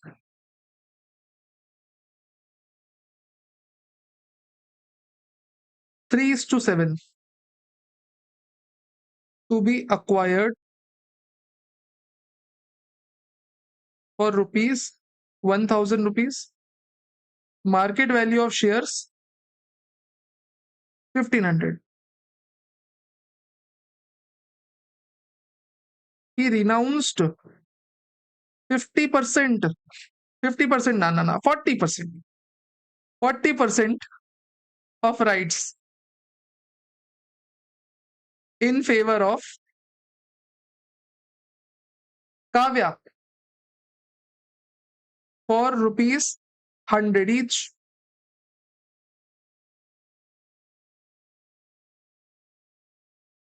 At last, Deepak on 1st October 2025 sold all shares, all shares for rupees 1700 each on 1st November 2026-25. Kavya also sold all shares for 1700. Sold all shares. Do you want to do this question of your own? Do you want to do this, or should I solve with you? Sir, I personally think this is a good question. I should interfere, otherwise this might decrease your confidence. Before starting, I want you all to I want you all to know the basics. See, if you purchase shares on right now, for example, you get right shares, whatever price you pay to company, you get as cost of acquisition. In case you don't want to exercise the right now, in that case, you can renounce it to somebody else. Whatever money you receive on renouncement now, that is always your short-term capital gain. Always it is short-term capital gain. Okay. Now, if somebody who buys these renounced shares, you have renounced it to somebody, no, somebody would be buying it as well. So if somebody buys these renounced shares, for him, cost of acquisition would be price paid to company plus price paid to me. Okay, what did I say? For example, if I get right and I renounce it to somebody, so what will be the cost of acquisition for this third person? It will be renouncement money paid to me plus price paid to the company. This will be the cost of acquisition for him. This is the premise of the entire right shares. Try solving this question. Or should I solve it with you? I personally think we should solve it with you. Okay. I should solve it with you. But just understand, huh? This is the entire question which is based on just the ratios. We need to calculate how much actually did we sell, how much is the actual profit or loss. Okay? We need to calculate it. We had 100 shares. On 1st April, we got 1:1 bonus. That means on this date, we might have 200 shares now. 100 shares we had, now we have got bonus, so now we have 200 shares whose market value is 400. Okay. On 1st April 2009, we got bonus of 5, 2 is to 5. 2 for every 5 held, that means divided by 5 into 2, that means we got 80 shares of bonus. So now we have 280 shares of bonus, 280 shares of total. Okay. Whose market value is on 30 is 600 rupees. Fair enough. Fair enough. Okay.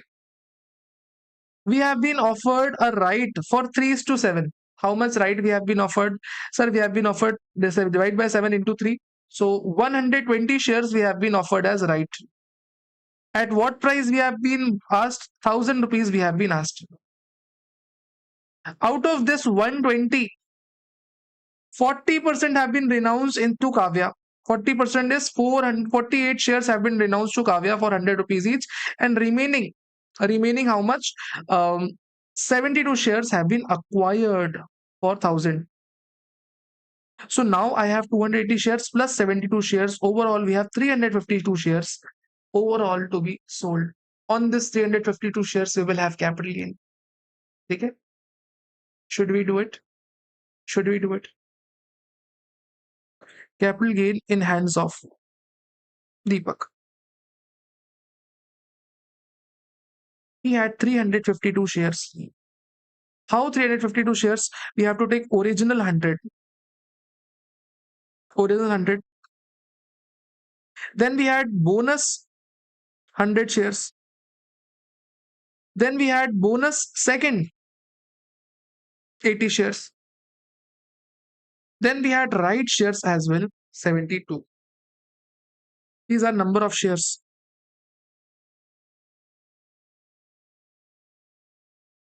All these assets have been sold. At what price we have sold these? 1700 each. Oh, bapre. Very bad calculation. Very bad calculation. Full value of consideration, sales value is 1700 each. So full value of consideration would be 1,70,000. 1,70,000. 1700 into 80 would be 136. Or 1700 into 72, it would be 122400. And of course, renouncement also.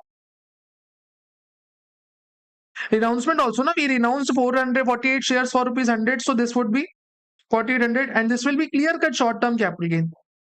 This will be clear cut short term capital gain, no questions attached. Fine. I am assuming there are no transfer expenses, otherwise question would have become hellish. Okay. This question would have been a simple anger on us. If they would have given transfer expenses, it would have been simple anger on the students. We don't have transfer expenses, therefore full value of consideration is net consideration only. We have to reduce the cost of acquisition. Now, cost of acquisition is crucial. Remember,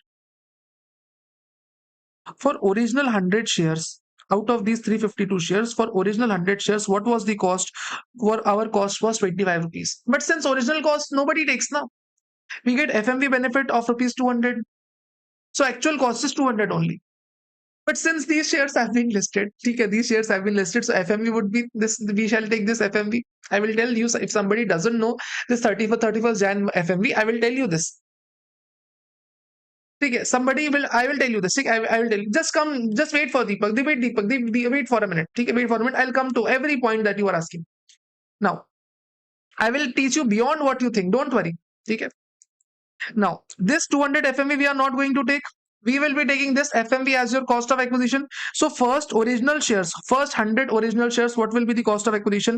100 into 600. So 60,000 would be cost of acquisition for these original shares. Fine. Now, for bonus shares, I have told you ideally cost of acquisition is nil. For this original bonus shares, ideal cost of acquisition is nil. But in this case, now since these have been acquired before 1st April 2001, we get this FMV. And later on, subsequently, this also FMV we will be getting. In that case, how much will be the cost of acquisition? Again, for this also, we will have 600 rupees into 100, 60,000. For next bonus shares of 80, again we will get this FMV. So again, cost of acquisition will be 60. 600 into 80 shares, we will have 48,000 rupees as cost of acquisition for these third bonus shares. Last but not the least, right shares. The right shares were offered on 1st April 2025. At what price we might have acquired? We might have acquired at 1000. We might have acquired for at 1000. So 1000 would be cost. At whatever price we acquire, that is our cost. At whatever price we acquire, that is our cost. So 1000 is the cost of acquisition. 1,000 rupees into 72 shares. That means 72,000 would be cost of acquisition. This will give us the capital gain 170 minus 60,000. So 1,10,000. Since these shares have been held for very long, this will be long-term capital gain under section 111(112)(a). Since these shares, bonus shares are again held for very long, this will again be 112(a), 1,10,000. Bonus number 2, these shares have been held for 2009 to 2025. So again, this would be long-term capital gain. How much would be 136 minus 48,000, 88,000, 112.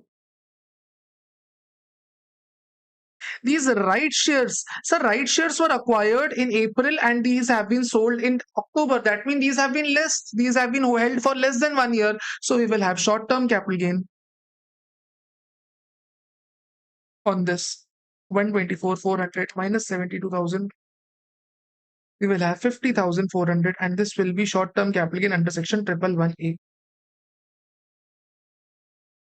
So for right shares, period of holding is not actually relevant because period of holding is the date from which you acquired the asset till the time you sell the asset. Similarly for right also, the date of acquisition till the date of sale. Okay.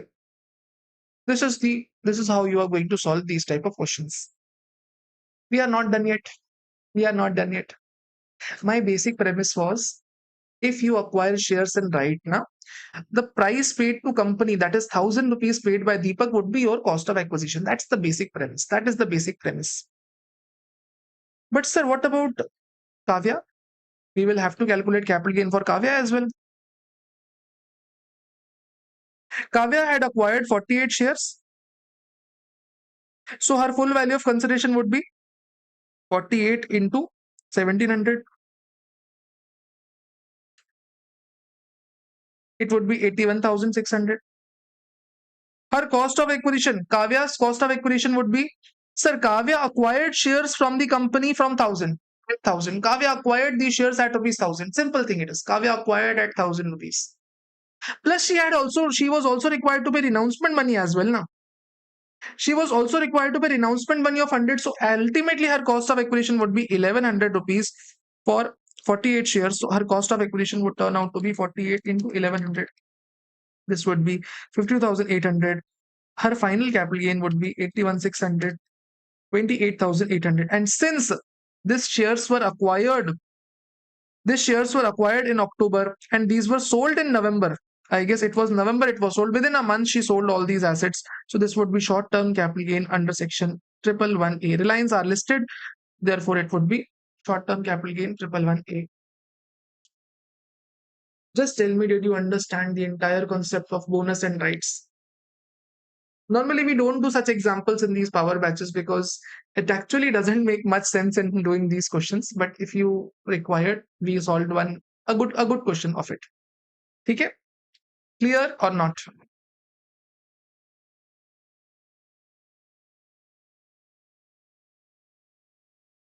Clear or not? Just mention if it is clear, then you can mention clear.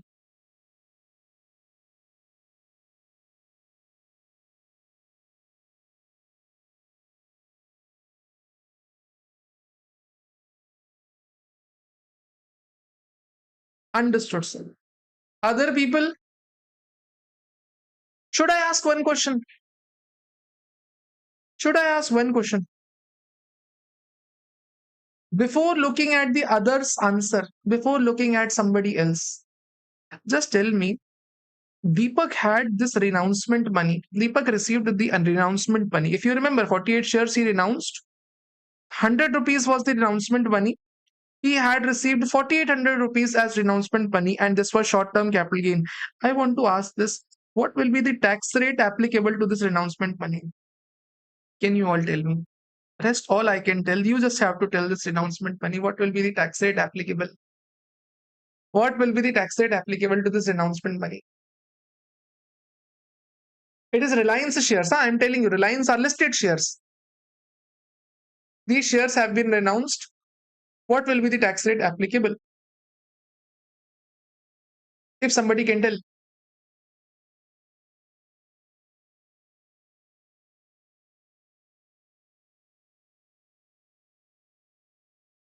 Let's see how you can think.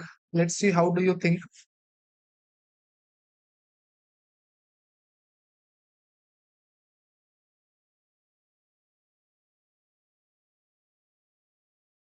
I'm saying it is Reliance. It is Reliance. Deepak, Sonu, Lokesh, Krishna, Kavi. Everybody say as per slab. Right answer is it will be taxed at slab rate only. It will be taxed at slab rate only. Why it is being taxed at slab? Reason being, sir, actually we are not selling any shares. If we want to cover it under triple one in a triple one is 20% tax rate. If you want to cover it as short-term capital gain, we actually have to transfer the shares. We are not actually transferring your shares. We are just selling the rights to buy, right to buy shares. We are not actually transferring shares. We are buying rights to buy a share. Along with that, to get tax rate under triple one, there is an inherent condition that securities transaction tax must have been paid to acquire and sell the asset. During the acquisition and during the sale, securities transaction tax must have been paid. But in acquiring the right, you do not pay any kind of STT. That is why 20% will not be allowed to you. You have to pay slab rate. This is a question asked multiple times in MCQs. You must be aware of this thing that whenever right shares are being renounced, whatever income you have is taxed at slab and not with respect to 20%. Gotcha? Sir, got it. Got it, sir, got it. Next concept. Okay, concept, important concept yet. I don't know, demerger is very difficult to digest for many people. I want you all to participate for next 15 minutes, 20 minutes. This demerger, I don't know why people feel very doubtful. I don't know why people feel very doubtful about it.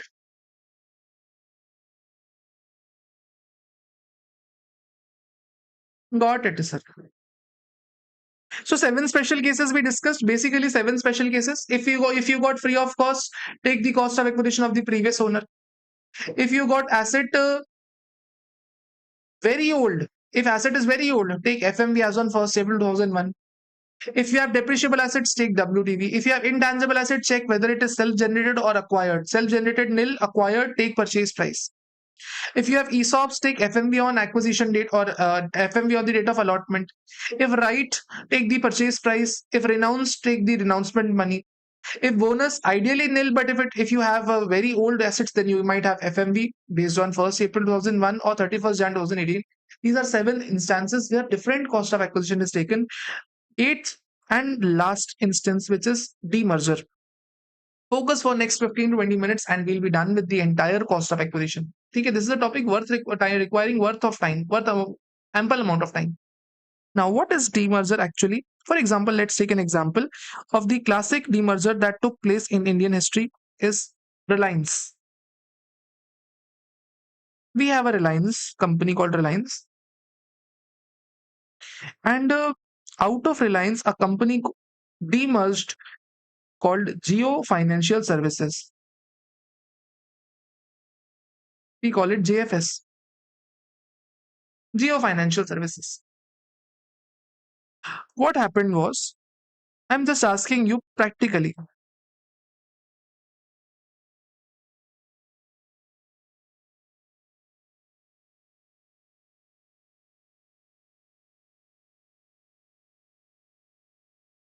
See,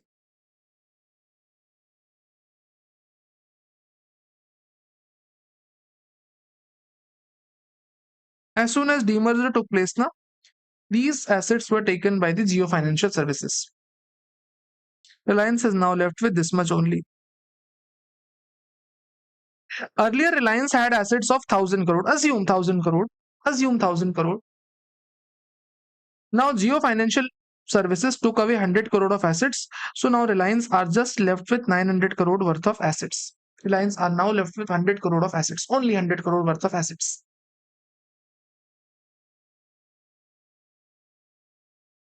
Geo has 100 crore worth of assets. In this entire process, now there are two terms called.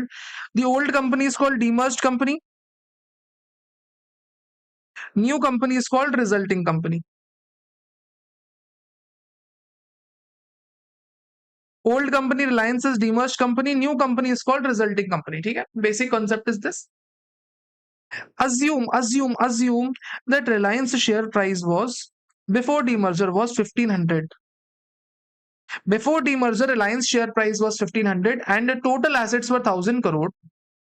After demerger, assets were reduced by 10%.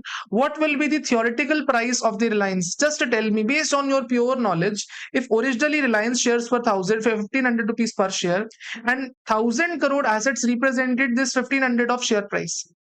Now this assets have been reduced to 900. What will be the theoretical price of the Reliance? What will be the theoretical price of the shares of Reliance? Just tell me this thing. Just tell me this thing. I will understand that whether you got this point or not.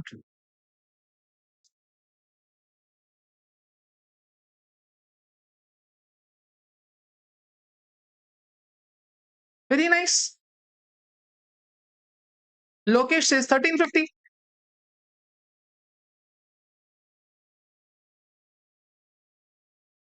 Lokesh says 1350. And that is correct. That's not wrong. That is absolutely correct. That is absolutely correct. Can you say that what will be the share of Geo Financial Services? Can you tell what will be the share price of the Geo Financial Services?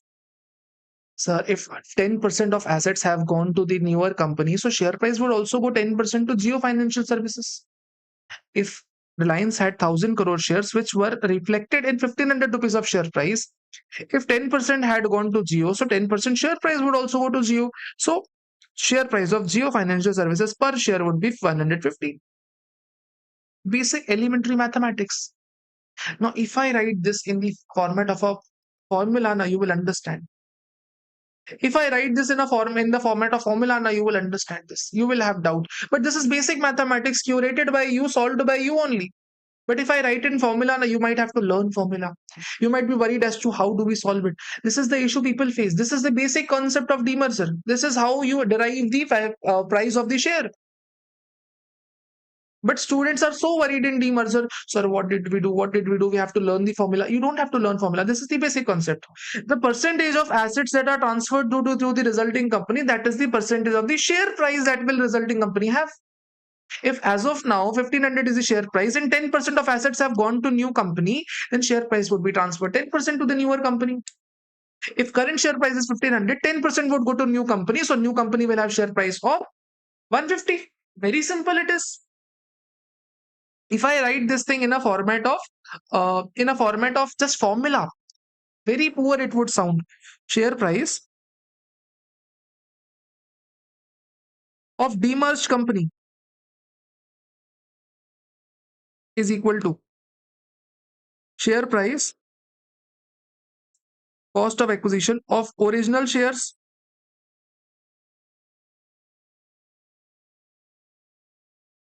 multiplied by net assets net assets before demerger, total net assets before demerger, total net assets left with demerged company. What is this? Share price of the original share was 1500, total net assets were 1000 crore. Now you are left with 900 crore, so your share price would be 1350. What is this? Yeah, this is formula. Is this a formula? This is bare logic. Share price of resulting company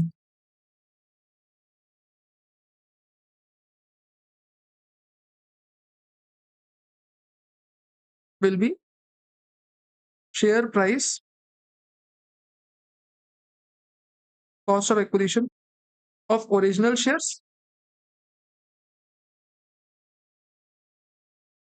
multiplied by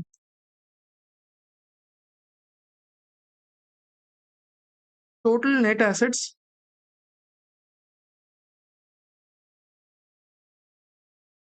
transferred during demerger upon total net assets before demerger into demerger ratio we will multiply it. I'll tell you what it means, but demerger ratio we have. What we have, I'll tell you that. Original shares were 1500. New company share price, new company net assets are 100 crore. Original assets were 1000 crore. So share price would be 150. What is this? Yeah, this is pure logic. Yeah. Now, did you understand this point? Did you understand this concept? Basically, this is the concept. Whatever percentage of net assets are transferred to the newer company, that percentage of the share price would go to new company. That is the bottom line. I hope you are able to understand that.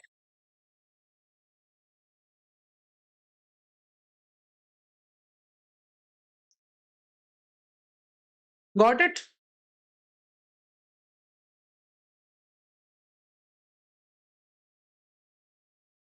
Just confirm me, did you understand this concept or not? If you understood, then I have I have to uplift your concept. Okay? We have to go to some higher scales in this. If you understood this, then just approve me so that we can move towards higher concepts. Yes, sir, we understood. We understood, sir. We understood. Let's try doing it once. Okay? Let me take an example to just confirm whether gotcha, sir. Gotcha. Oh. Let me see if I have already an example prepared for this.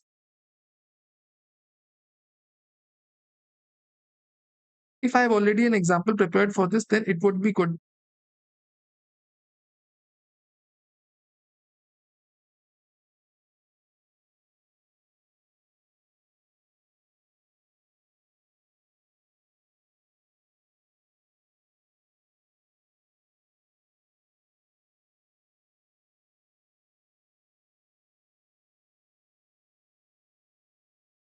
This is an example.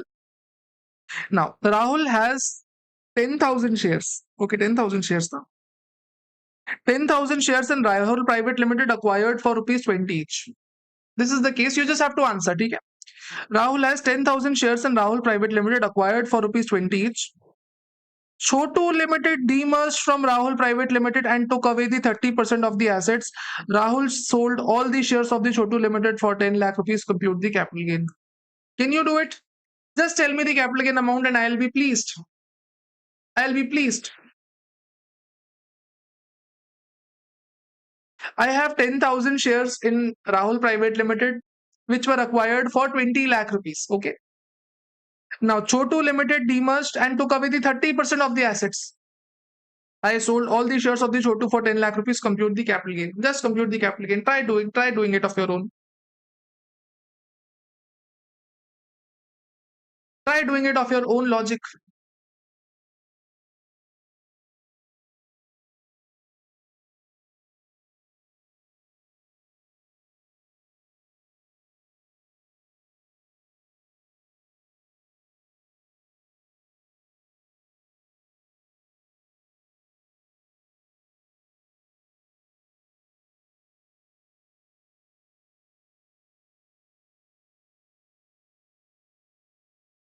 Deepak says 4 lakh, 4 lakhs.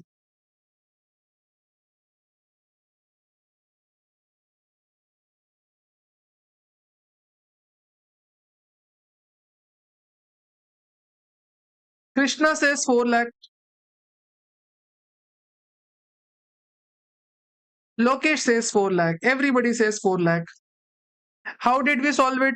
Sir, full value of consideration minus cost of acquisition. Always when you don't understand a question, not always write down the format. Format is the king in capital gain, I'm telling you. Sir, how much price did you sell the shares of Chotu Limited? Full value of consideration, sorry, capital gain.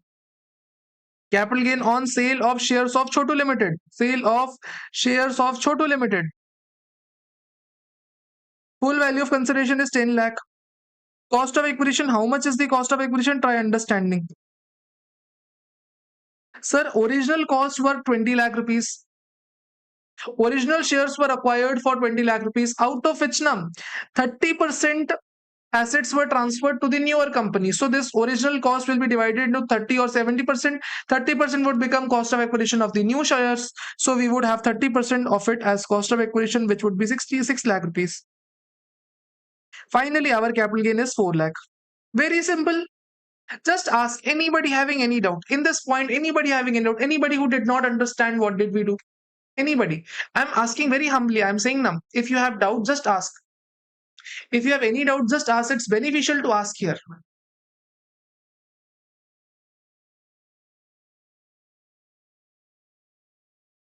If anybody has any doubts, sir, how did we do it? Just ask, because once we move forward, it will be difficult for me to come on this concept again. Sir, it is very simple. Full value of consideration has been given 10 lakh rupees.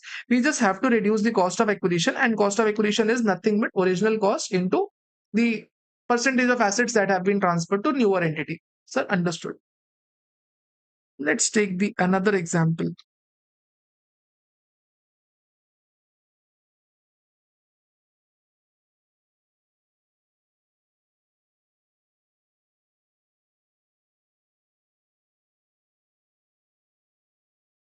Same concepts. Same concepts.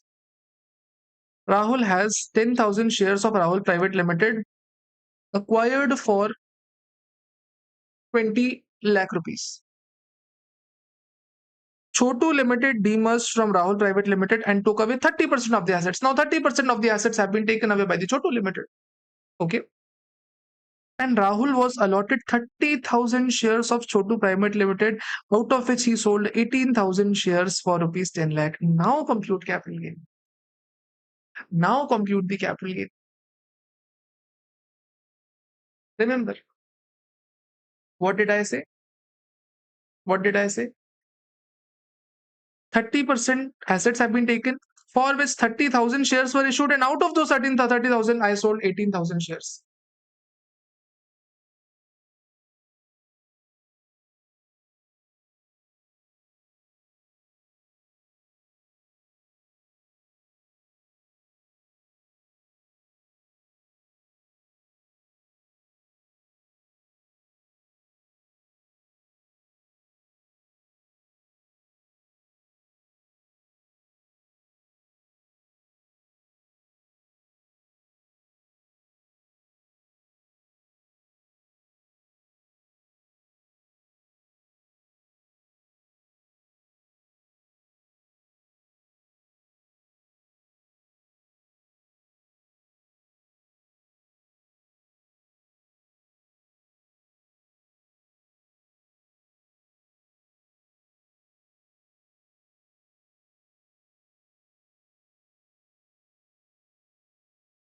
Deepak says 6.4 lakh.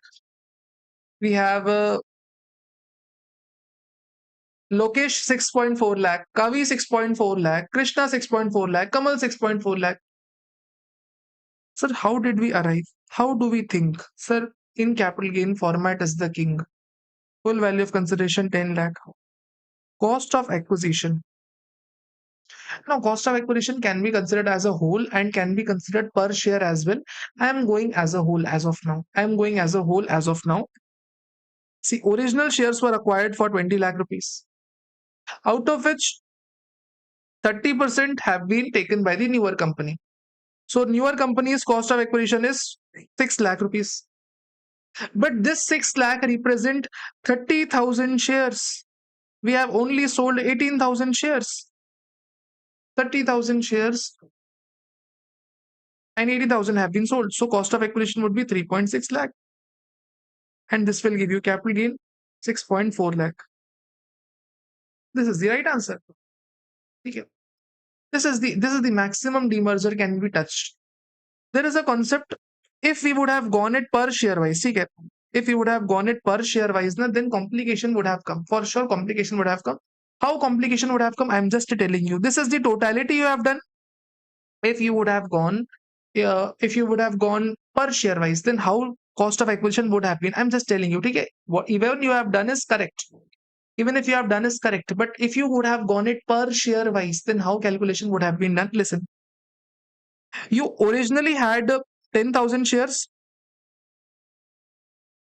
20 lakh was the total cost of acquisition of 10,000 shares. So your cost of acquisition was per share was 200 rupees. Now you have been allotted 3 share for one, sorry, 30% has been taken. 30% of this has been taken. That means 60 rupees should be ideally 60 rupees should be ideally the share price of the newer company. But since for every one share you have been allotted 3 shares now, so 20 rupees would be share price of each share. 20 rupees would be share price of the each share, and you are selling 18,000 shares now. So if you do it per share wise, it would be this way. It would be this way.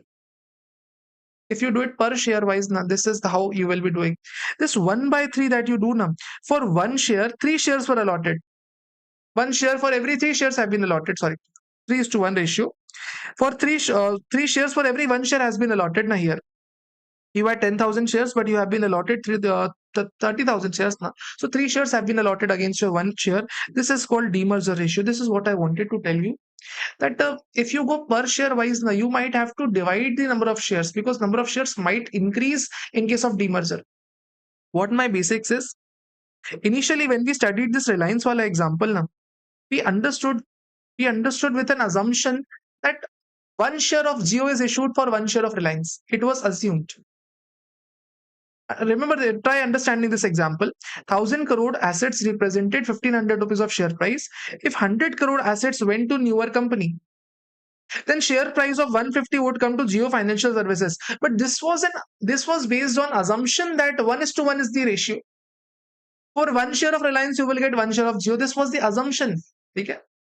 If we don't take that assumption, for example, 3 shares have been issued, 3 shares of Jio have been issued. So share price of Jio would have been reduced, divided by 3. Share price of each share of Jio would be 50. So this happens in case of demerger. It is possible that instead of 1 share versus 1 share, you might get 3 shares, 4 shares, 5 shares against the original share. It is possible, because of which you might have to divide it further. Okay, that is what I wanted to tell you. This is what the demerger ratio is here. This is why demerger ratio has been multiplied. If you get multiple shares against the 1 share, now you might have to reduce the share price of the new company further. It's not necessary that a Jio will always be 150 per share price. If more shares of Jio are issued, then in that case, it will be lesser and lesser and lesser. I hope what I'm trying to convey is clear to you. In addition to that, you are able to understand the example that I have taken. This is what we have demerger for you all. Anybody having any doubt in demerger? Any beloved person having any doubt in demerger?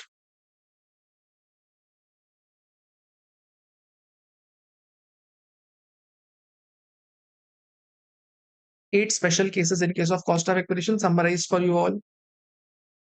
Whenever you purchase any asset, then price paid is the cost of acquisition. Direct expenses also to be added. Clear title expenses also to be added. What not to add? STT never to add. Any expense for whom deduction is already taken under any other head is not to be added. Special cases. If you got asset free of cost, take the cost of acquisition of the old owner. If you did not get it free of cost, sir, we got it. Um, we got it. Very old asset. We bought very old asset. Then 1st April 2001 FMV you shall be taking. But sir, in case of immovable property, FMV cannot exceed SDV. In case of immovable property, FMV benefit is also not available. For depreciable assets, sir, we shall take WDV. For intangible asset, if it is acquired, take purchase price. If it is not acquired, self-generated, take zero. In case of ESOPs, you shall take FMV on the date of allotment. If we have bonus, ideally nil, but if it is very old, then take FMV on 1st April. We can take FMV on 31st Jan. If we have right issue, we are acquiring right issue. In that case, what would happen? Lawmaker says that purchase price paid to the company is your cost of acquisition. If you are renouncing, then whatever renouncement money you are getting is your short-term capital gain. Why is the short-term capital gain? Because renouncement has to be done within 10 or 15 days. So period of holding for that right is just 15 days. Therefore, it is short-term. At last, we had demerger, where we have to proportionately segregate the price of the demerged company and resulting company based on the net assets. I hope you are able to understand the entire concept of cost of acquisition. Again, I would come to that chart where we had started with basics. We started off with computation portion. We understood the basics. We did full value of consideration in three parts. We understood full value of consideration in case of immovable property, in case of unlisted shares, and in case of other assets as well. We understood cost of acquisition as well. In this entire process, we understood how do we calculate cost of acquisition in case of exempt transfer, in case of intangible asset, in case of depreciable asset, in case of bonus, in case of right, in case of ESOP, in case of demerger, in case of very old assets. We understood cost of acquisition as well. Now it is 8:10. You might take break till 8:15. 8 not 15, 8:25. Plus minus 2 minutes. After break, we shall start with the special cases. Part 2, right away from ULIP taxation. You might take the break. Break essentially means taking break, not using your mobile phone.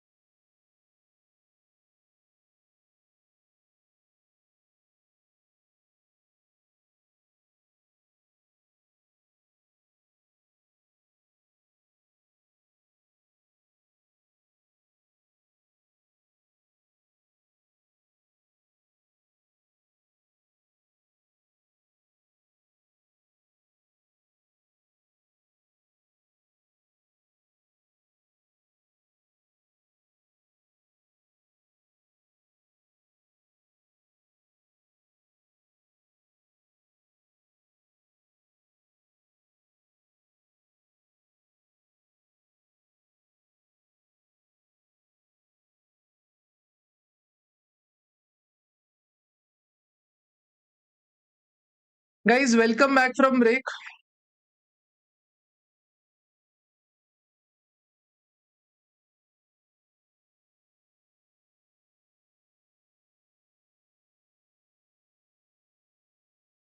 Are you all back from break?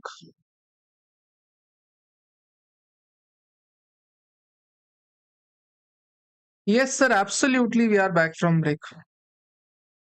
Before going to break, we discussed some important portion. We discussed as to how do we compute full value of consideration, and we discussed how do we compute the cost of acquisition as well. Okay, fair enough, sir. Absolutely fair enough. Moving further to special cases, first of all is ULIP taxation. Yes, sir. Yes, sir. Yes, sir. Yes, sir. Good morning, Lalit. Now, understanding ULIP taxation is important. Okay. First of all, there are three kinds of insurance going on in the industry. Three types of insurance. Understand? Huh? First of all is health insurance. Health insurance, you don't have to worry about anything. So health insurance is something that is never ever taxed. You spend some money in hospital, you get something in return, you get reimbursement of that. You don't have actual income. So health insurance is never taxable. First thing. Second is term insurance. Okay? Term insurance is also one concept where you pay certain sum of money every month, every year, and it is a risk cover against your life. If somebody dies, then he gets 2 crore 5 crore rupees in return. If he doesn't die, then entire money would go to insurance company. So it is just a hedge against your life. Term insurance is also never taxed. So health insurance, not our purview. Term insurance, not our purview of income tax. But sir, what about life insurance, or what about ULIPs? Actually what happens is, sometimes, for example, company says sum assured is 15 lakh, or I should say 20 lakh. They ask you to pay, for example, 2 lakh per annum. 2 lakh per annum you have to pay for next 7 years, 8 years, you have to pay continuously. And after 20 years, in this period of 20 years, 15 years, 20 years, whatever the period of the tenure is, if anything happens to you, company will pay you 20 lakh rupees. This is sum assured. If nothing happens to you during this period, company will return back your premium or give you some extra benefit. So this is life insurance. Mostly this is the life insurance. I hope you already know what life insurance is. So in life insurance, whatever premium you paid is returned back to you with some extra benefit. If nothing happens to you, money will be returned. If something happens to you, then some assured would be given to you. Okay. So there is actually some benefit involved in this life insurance. Now, what is ULIP to be precise? For example, if there is a life insurance policy on which sum assured is 2 lakh rupees, sorry, 2 lakh, nahi 20 lakh, sum assured is 20 lakh rupees, and your annual premium is 2 lakh. Out of this 2 lakh, some portion goes to life insurance and the other portion goes to mutual fund. Then this policy is called unit linked insurance policy. When out of the entire premium, some portion is reserved for life insurance and the other portion is reserved for mutual fund exposure, then this policy is called ULIP. Simple fundamental. Because in this case now you have exposure to ULIPs, this you have exposure to mutual fund as well. Therefore, ULIP is being taxed. Whatever maturity on ULIP is received now, it is taxed to some extent. Similarly, whatever maturity on life insurance policy you receive now, it is also taxed it up to certain extent. Sir, fair enough. This is the basics of what is life insurance, what is ULIP. Done, sir. There is a concept under section 80C. What this 80C says, if you have any kind of ULIP or life insurance policy, in which annual premium is up to 10% of sum assured, then maturity would be exempt. Basic concept is, if annual premium is up to 10% of sum assured, then maturity is exempt. This is the basic concept. Okay? This is the basic concept. For example, sum assured is 50 lakh rupees and annual premium is up to 5 lakh rupees. Then maturity mein whatever profit you earn, whatever profit on maturity you earn is exempt. So this is the basic premise of section 80C. 80C says this thing, that if you buy any life insurance policy or ULIP, if annual premium is up to 10% of sum assured, as of now it is exempt. Okay. This 10% limit was 20% before 1st April 2012, and this 10% limit is 15% for our specially abled people. Okay? So we have different limits. 20% was before 1st April 2012. After 1st April 2012, it has reduced to 10%. For specially abled people, we have 15% limit. We will discuss this when we will study deductions. But right now, basics have to be cleared. What are the actual basics? We are studying life LIP and we are studying ULIP. Any ULIP or life insurance policy, if annual premium is up to 10% of sum assured, is exempt. That is the bottom line. Everybody clear with this? Everybody understood the basic premise of the entire topic? Sir, we understood the basics of the topic. Now, real question arises, what if annual premium is more than 10%? See, if annual premium is up to 10%, then it is fine. It will be exempt, majority will be exempt. But if annual premium is more than 10%, then what will happen? What will happen if annual premium on a ULIP or life insurance policy is more than 10%? Lawmaker says, specifically speaking about ULIP, it will be taxed under the head capital gain. If on ULIP annual premium is more than 10%, now it will be for sure taxed under the head capital gain. It will be taxed under that capital gain. For sure, it will be taxed under that capital gain. Wow, sir. Wow, wow. So if it is more than 10%, taxable under head capital gain. If it is up to 10%, lawmaker says if ULIP have been issued before 1st Feb 2021, it will be exempt on maturity. So if it is up to 10%, it will be exempt, but only if the ULIPs have been issued up to 1st Feb 2021. If any ULIP has been issued with effect from 1st Feb 2021, lawmaker says aggregate premium on one or multiple ULIP, if it is up to 2,50,000, then only it is exempt. Else, whatever the ULIP on which premium exceeds 2,50,000 rupees, such will be taxable under the head capital gain. So ULIP will be taxed in capital gain if at all is taxable. Bottom line is this, ULIP will be taxed under that capital gain if at all is taxable. Now, how do we reconcile the entire concept?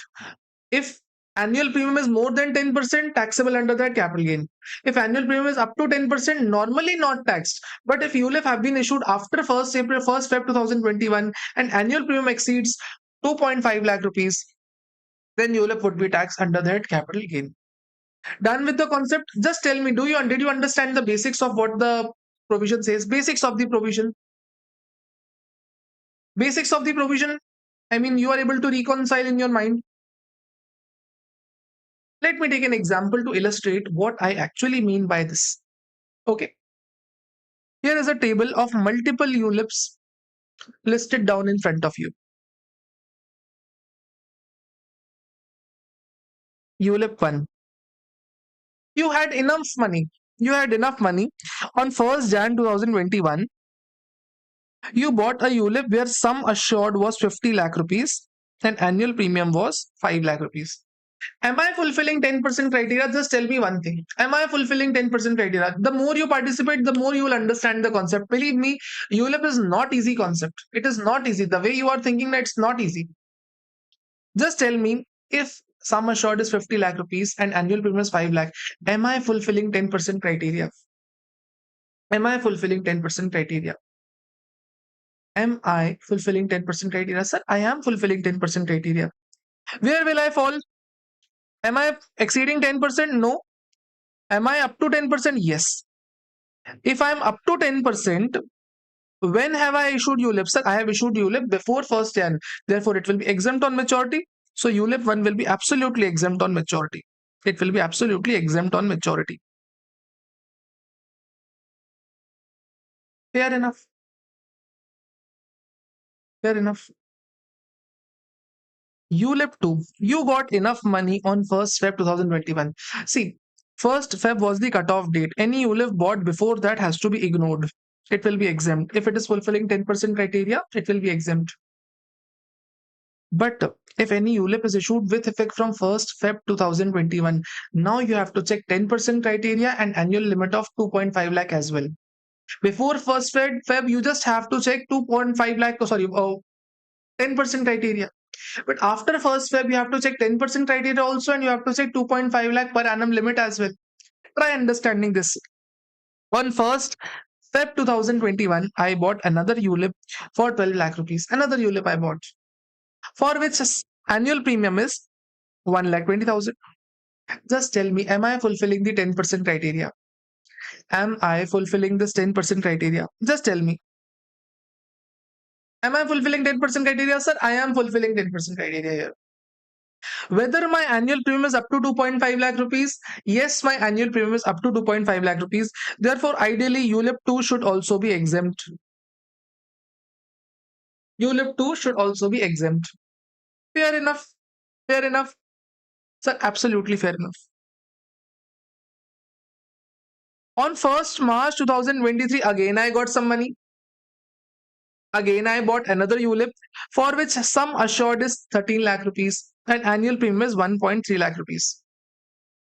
Am I fulfilling the 10% criteria here? Sir, yes, I am fulfilling 10% criteria. I am fulfilling 10% criteria because my annual premium is up to 10% only. Whether my annual premium is up to 2.5 lakh, see on this individual ULIP, my annual premium is up to 2.5 lakh. Combined premium is also up to 2.5 lakh. Very nice. So this shall also be exempt. Wow, sir. Amazing. Amazing. Very nice. Issues came when I bought another ULIP. Understand this now. 1st April 2021, a beginning of a new era, new year. I bought another ULIP of 24 lakh rupees. I bought another ULIP of 24 lakh rupees. Annual premium is 2.4 lakh rupees. Am I fulfilling 10% criteria, sir? We are fulfilling 10% criteria. Is annual premium up to 2.5 lakh on this specific ULIP? Yes, it is 2.5 lakh. But issue here is, just understand this issue. On 1st April 2021, you are paying 2.4 lakh premium on ULIP 4. But when time will come 1st Feb 2022 or time will come 1st March 2022, you might have to pay the premium for ULIP number 2 as well. You might have to pay premium for ULIP number 3 as well. Now in this case, now your annual premium exceeds 2.5 lakh rupees. Exceeds 2.5 lakh. Now what can you do? You are having now paying for 3 ULIPs. You are paying for 3 ULIPs. What can you do in this case? Lawmaker says you decide. You can either take these 2 as exempt and pay tax on this in future. That's your call. Or you can claim exemption on this 4th one and pay taxes on this too. That's your call. Lawmakers are very clear. Any premium paid up to 2.5 lakh will be exempt in future. So if you want to claim exemption, you have 2 choices. Either you can use ULIP number 2 and 3 and claim exemption on that, or you can go for ULIP number 4. Annual premium is 2.4 lakh on that. You have a choice. Clear cut choice. Clear cut choice. Which benefit you are going to take? Try understanding which benefit you are going to take. Lawmaker says the benefit in which you have more tax savings. For example, if you have ULIP 2 and 3, if you are claiming exemption in 2 and 3, then exemption amount is 7 lakh rupees. Whereas if you are exempting ULIP 4, your exemption amount is 5.8. So it is beneficial to go for 2 and 3 now. It is beneficial to go for 2 and 3 now. So we will go for option number 1, exempt 2 or 3 and pay tax under ULIP number 4. This is what happens in the ULIP taxation. What did I say? If ULIP has been issued before 1st April 2021, you just have to check the 10% limit. If it exceeds 10%, it will be directly taxed under that capital gain. If it is within 10% limit, it will be absolutely exempt. It is before 1st Feb 2021. But with effect from 1st Feb 2021, you have to check 2 things. Whether it is 10%, annual premium is up to 10%. In addition to that, your annual premium should be 2.5 lakh. If you buy more than one ULIP, and individually your premium is up to 2.5 lakh, but aggregate premium is more than 2.5 lakh now, then you have to select other ULIPs on which aggregate premium is up to 2.5 lakh so that you can claim exemption on those. You have to select, you have to hand pick this permutation and combination. You have to find out which ULIPs will render more exemption and claim exemption on those and make others taxable. That is how we do the ULIP taxation. Sir, whenever ULIPs are being taxed, they are taxed when you receive any money, amount received, minus whatever premium has been paid. Whatever premium that has been paid will be reduced till the date. Remember, ULIPs are being taxed under section 112A. That means up to 1.5 lakh, any capital gain would be exempt. Over and above 1.25 lakh, you will be charged 12.5%. So why 112A? Why 112A? Reason being, 112A specifically says that tax ULIP under this section. Therefore, we tax under 112A. Okay? That is the ULIP taxation for you all summarized, my dear friends. Did you understand? Did you understand, dear friends? Modi ji said na these days, dear friends. Why ULIP 1 was not considered an annual premium? Because lawmaker says any ULIP issued with effect from 1st Feb 2021 is to be considered within the 2.5 lakh limit. Any ULIP issued before that is considered exempt because see, government doesn't want to tax the retrospective things. Government doesn't want to tax the retrospective things. Any ULIP bought before 1st Feb. See, understand now, Deepak, this is the budget date. Budget date, Nimota is announcing. Okay, Nirmala Tai is our beloved finance minister Tai is announcing here that from now onwards, if you buy ULIP more than 2.5 lakh, I will tax. So if somebody had already bought it before, so he should not be taxed. He should be safeguarded. Now that is why it is considered prospectively. Budget was announced with an intention that tax will be charged on prospective basis. Okay. Good morning, children. Steady heart. EHM brands. Who is this EHM brands? This is entire ULIP taxation summarized for you all. Understood? Just confirm. Did you understand this ULIP taxation? Gotcha, sir. Gotcha. Now, same goes for LIP taxation as well. Same goes for LIP taxation as well. Now, what LIP taxation? Oh, ho, Ekansh, bhaiya. Ekansh, bhaiya, study hard. I must have guessed of my own. See, Ekansh is from our Hindi Power Batch. How your experience has been, Ekansh? Kindly share with other people as well so that people can take benefit from your experience. Now, this is entire ULIP taxation. On the same tone, we have LIP as well. How LIP taxation moves.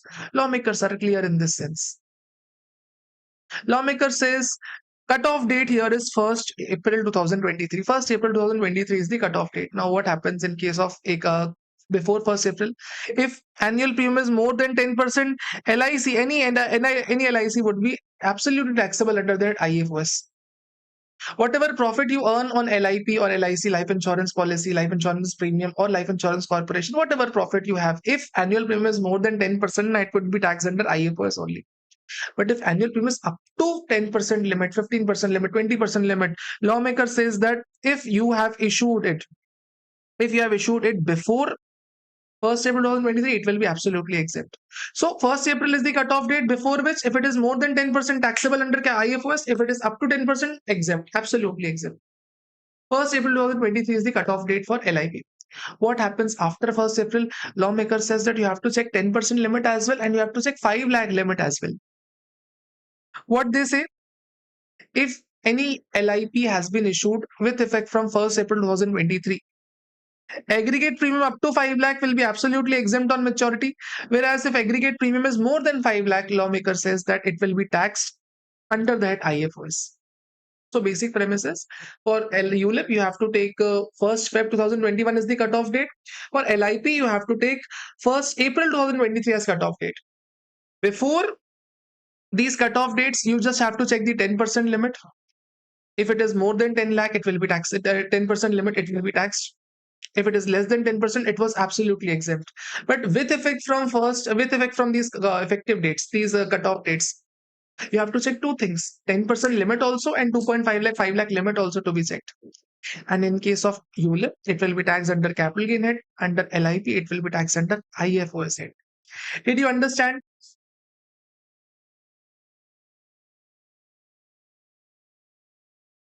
Ekant says the lame chapters become interesting just by listening to Rahul Bhaiya. Join each day and you will know people. True story. Areva. See, experience is in front of you. Experience is inevitable. Just have it.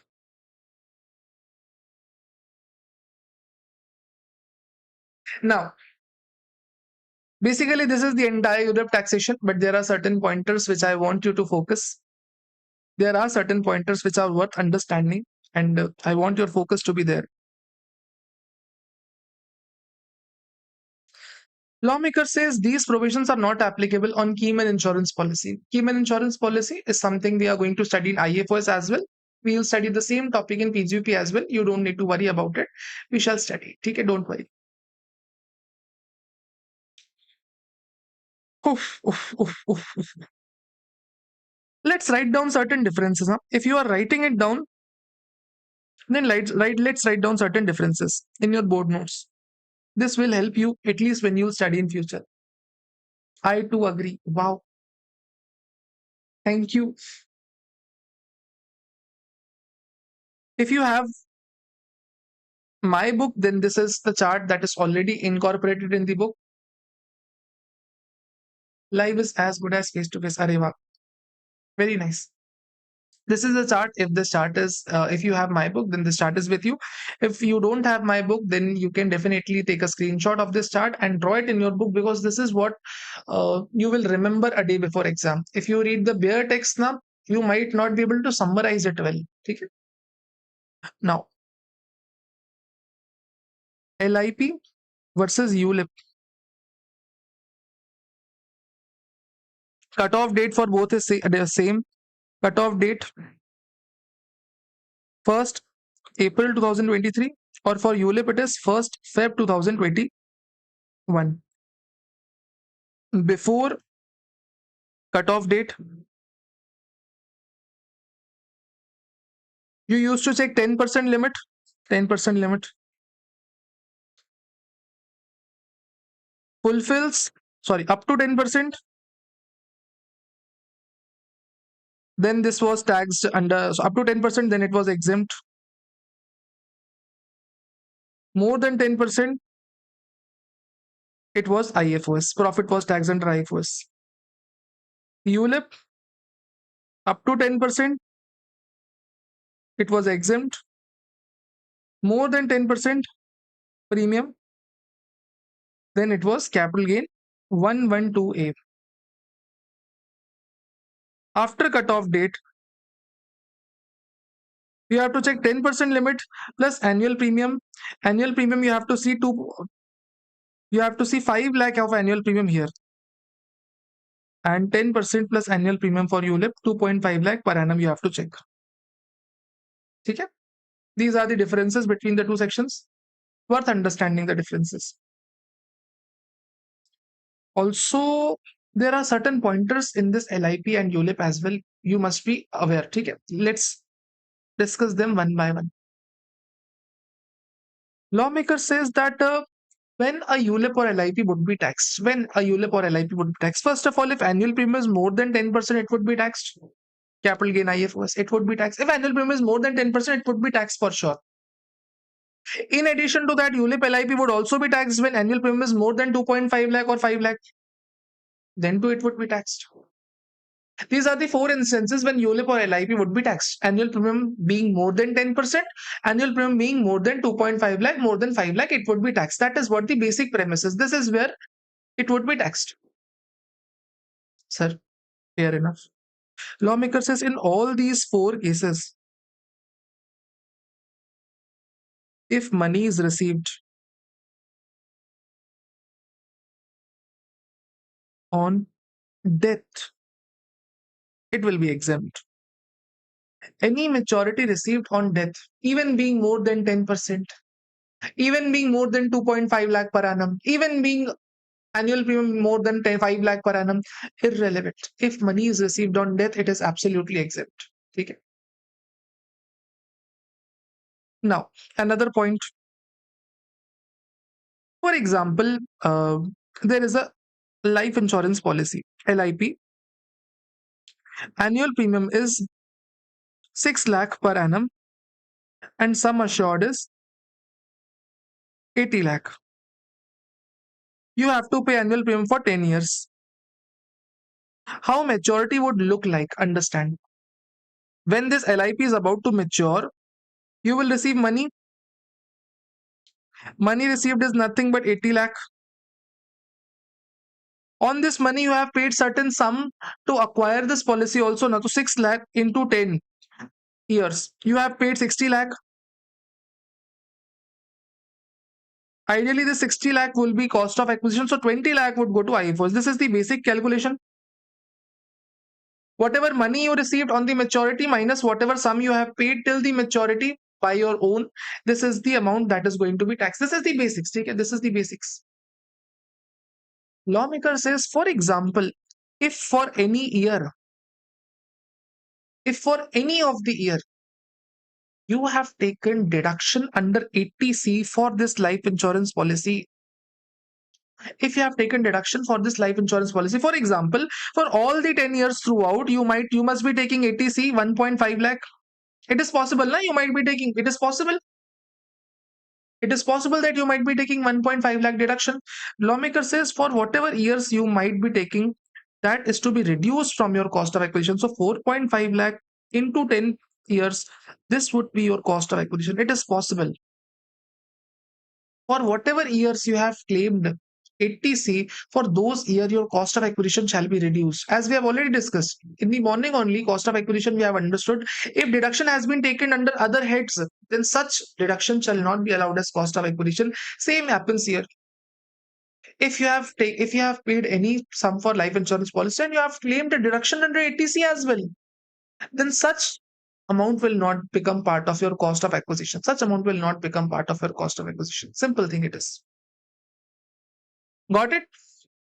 Sir, will this policy be taxable or exempt? See, if this policy is issued after 1st April 2023, annual premium is more than 6 lakh, it will be taxable. It will be for sure taxable. Second case. Sir, when we consider this 5 lakh per annum limit, for example, my policy is 4 lakh 80,000. But for some reason, GST was also applicable. I'm saying GST has been removed, but for your previous year up to, I guess, September 2025, there was GST applicable on this policy. So it is possible that government might ask, ICI might ask a GST component as well. Therefore, you must be aware. GST was removed last year.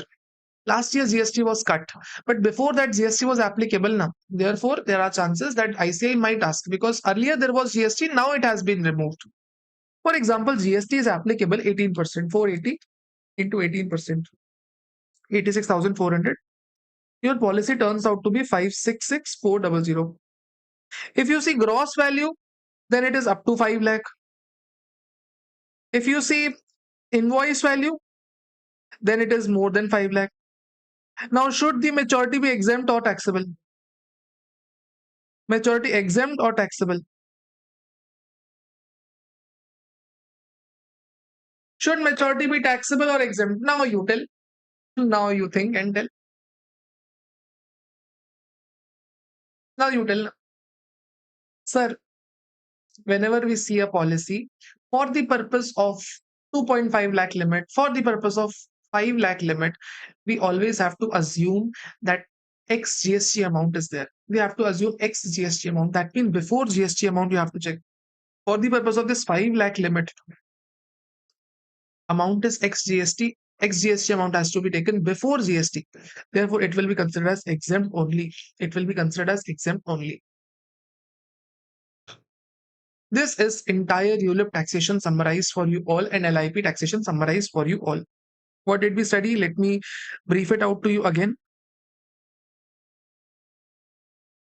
Let me brief it out to you again. How to read book as well. Remember, any money received on Keyman insurance policy is taxable under that PGPP. That's the basic thing. If you buy any kind of ULIP, you have to check whether annual premium exceeds 10%, 15%, 20% criteria. First of all is to be checked whether annual premium exceeds 10%, 15%, 20% criteria. If it exceeds 10%, 15%, 20%, now ULIP will always be taxed under that capital gain. Always, no questions are asked, it will be taxed under that capital gain if it exceeds 10%, 15%, 20% criteria. Sir, what if ULIP is up to 10%, 15%, 20%, then what to do? Then you have to check when ULIP was issued. If it was issued before 1st Feb 2021, it will be exempt. But if it is issued on or after 1st April 2021, then aggregate ULIP up to 2.5 lakh would be exempt. And any ULIP beyond 2.5 lakh would be taxable under that capital gain. It will be exempt when received on death. What about LIP, sir? If annual premium is more than 10%, 15%, LIP would be taxed under that IFOS. If annual premium is up to 15%, 10% limit, then you have to check when it was issued. If it was issued before 1st April 2023, it will be exempt on maturity. If issued on or after 1st April 2023, then it will be aggregate premium. If it is up to 5 lakh, it will be exempt. Else, it will be taxable under the IFOS. And if it is received on death, it will be exempt. This is the entire ULIP taxation and LIP taxation. Anybody having any doubt in this point, up to this point, or in this entire ULIP taxation, LIP taxation? Anybody having any doubt?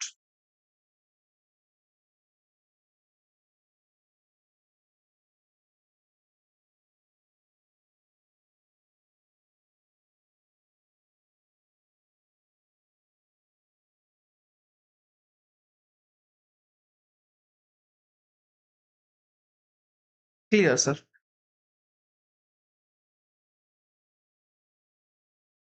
Everybody clear?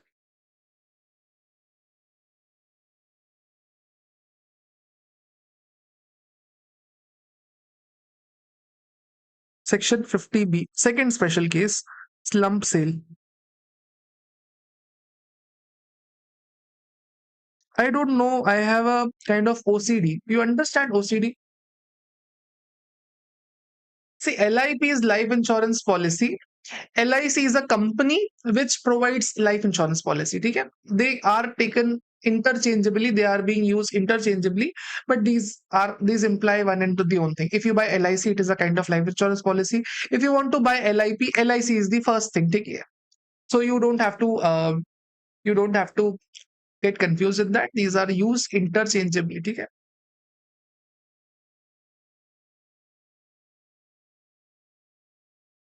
Sir, clear? Anybody having any doubt? No, sir. Nobody. Nobody.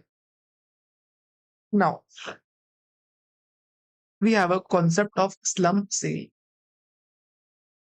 I want you all to write this concept with me. In book, of course, we have concept. Of course, what I am saying is written in the same format in the book as well. But the fact is, I want you all to write it with me. Why I want this to write it with me? Because this is the area where some gray areas can cause difficulty. Okay? Once it is written with your hands, you will have a firm grip over the topic. Okay? If you don't have paper pen, that's fine. If you don't have paper pen, that's absolutely fine. But if you have paper pen, then you should write. Now, what is slump sale? Understand. For example, if I have multiple units, for example, Rahul has a grocery shop and I have two units. One is wholesale unit where I sell goods to wholesalers, and one is retail unit. I sell goods to retailers or I sell directly to customers. My retail unit is not working well, so I sold this entire unit to somebody at rupees 2 crore. It includes debtors as well, it includes inventory as well, it includes cash as well, it includes every asset that I have, investments as well, land as well, patent as well, every asset that I have now, I sold it for 2 crore rupees, including all the liabilities. Everything I sold for 2 crore rupees. This is called slump sale. So what does slump sale means? Selling unit of a business at a lump sum consideration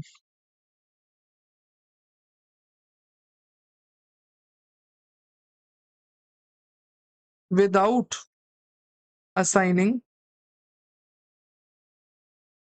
value to individual assets. Lawmaker says that if you don't have to assign value to an individual asset, you are selling asset as a whole. Okay? All the assets as a whole. Now, how calculation is being done in case of slump sale? Understand, very simple it is. Lawmaker says full value of consideration minus transfer expenses minus, this will give you net consideration minus cost of acquisition. You have to do. How full value of consideration? See, just write down things. As of now, just write down things. I will explain you 5 minutes later on. I would request you to write down things first. Okay. Full value of consideration shall be taken as higher of FMV1 or FMV2.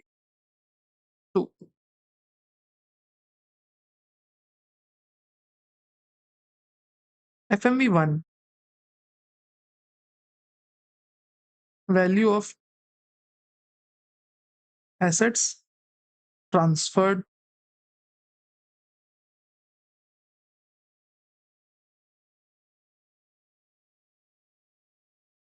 A plus B plus C plus D minus L.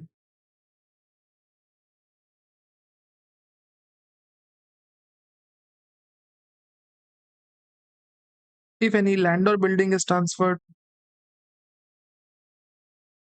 take stamp duty value of that. If any shares or securities are transferred, take FMV of that. If any jewelry,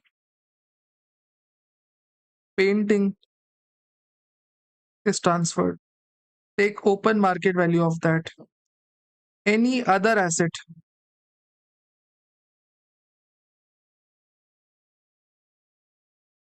like debtor, cash, stock is transferred, take at book value.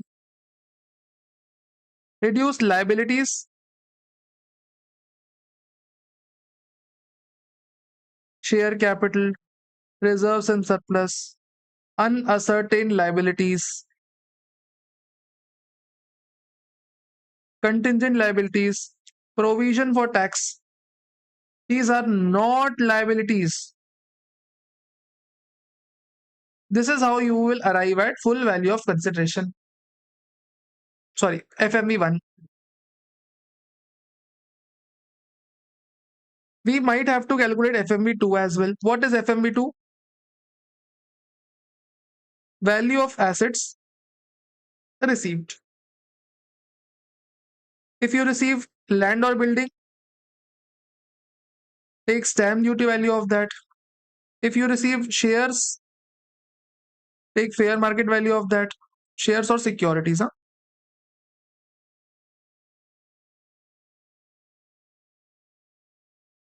Take fair market value of that. If you receive any painting in return, if you receive any jewelry in return, take open market value of that. Else, if you receive cash or bank balance, take as it is.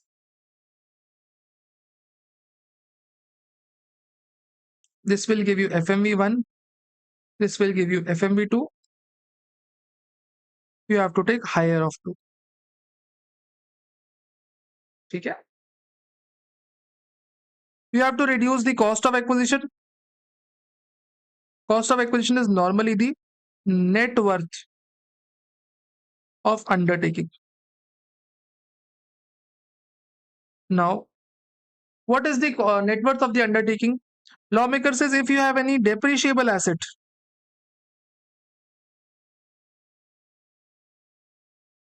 take at WDV. If you have a scientific asset, 3580 assets, goodwill, take nil. If you have other assets, take at book value. Minus, you have to reduce the liabilities. What liabilities you have to reduce? Remember, everything is a liability. Whatever credit side appearing is your liability. But share capital, reserves and surplus, unascertained liabilities, contingent liabilities, provision for tax, these are not liabilities. These are not liabilities. Okay? Liabilities is your creditor, is the loan taken.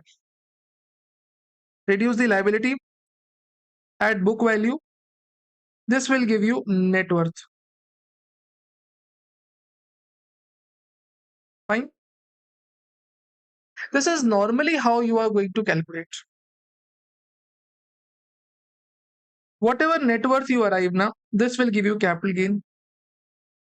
See, this capital gain will be long term if unit is held for more than 3 years, and this will be short term if unit is held for up to 3 years, less than or equal to 3 years. In this entire process, while calculating the net worth, if any asset is revalued, then remove the impact of revaluation. You have to remove the impact of revaluation. Always remove the impact of revaluation.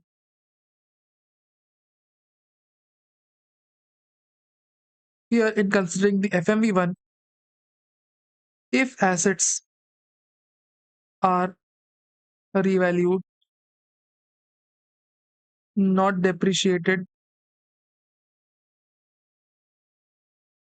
ignore.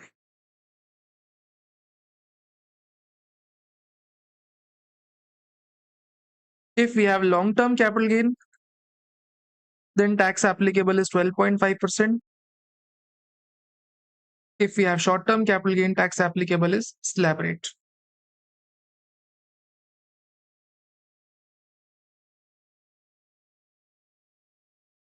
This is how do we have to write it. Okay? This is the entire summary of slump sale. If you read this page now, you will be able to call it. Acha. One more thing.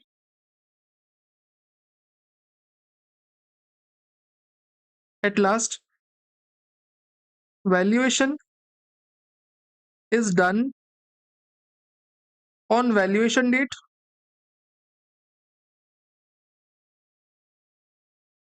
plus CA report is required for net worth certification.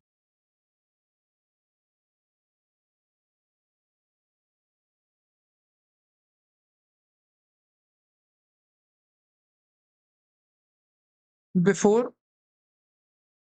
due date of tax audit.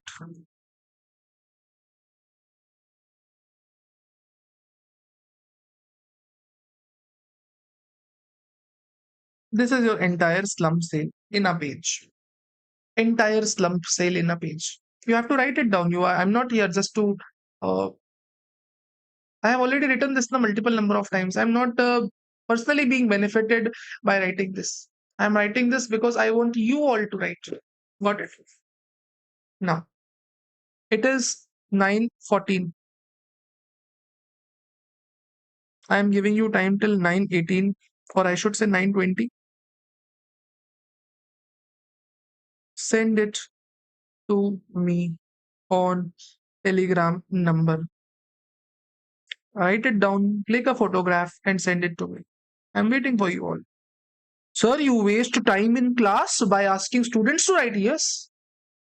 In the entire process, I will ask you multiple number of times where you have to share things to me, whether you are writing or not. You have to write it down. It's not a choice. You have to write it down anyway. See, if you don't have notebook, I am exempting those people today because it's just second day. You might not have notebooks. You might not be prepared, but else everybody has to write it down. In my class, if I am asking you to write certain things, you had promised me yesterday you are going to write, so you have to write these things. Okay? Waiting for you all in Telegram. to see the points, see the images. Zoom the first part. Okay.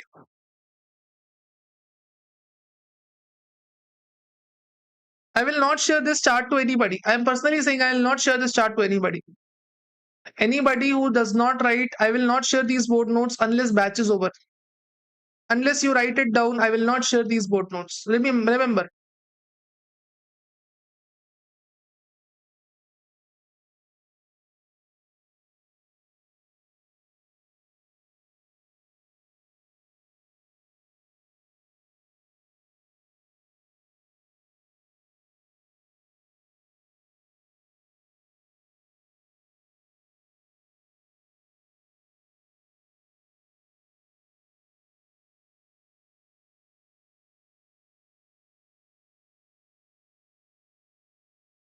See, there are certain portions which has very less of a teaching. In this slum sale, what do I make you learn here? What do I teach you? I just have to tell you what is written and that you can read of your own. My duty in this topic is to summarize this topic to you. A summary which makes you count on your mistakes, which can correct you when. Can you read the liabilities in FMV1? It is share capital, reserve surplus, unascertained liabilities, contingent liabilities, provision for tax. These are not liabilities. This is what is mentioned.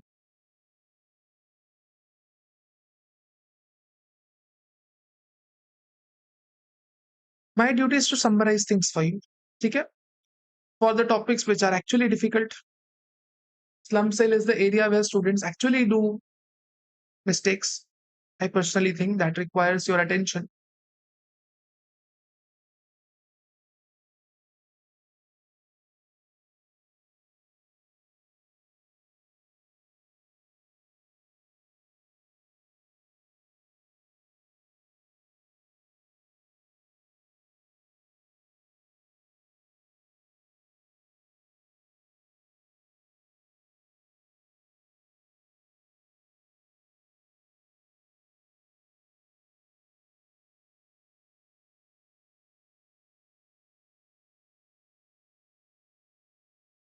Two more minutes left. See, 6 minutes are sufficient to write a page. If you are appearing in exam, 6 minutes are enough for a page. 6 minutes means 4 marks. 4 marks for a page is sufficient. Let's see somebody already sent or not. See, I have already written this multiple number of times. This is fifth power batch I am taking in English. In every batch, I ask students to make this. If somebody wants to know my number, 9630357599 is it's the number. You have to share this image to be on Telegram.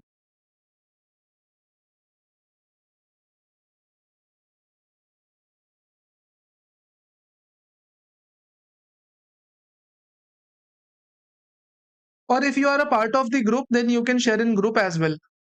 If you have already been added to the group, you can and you can share it to group as well.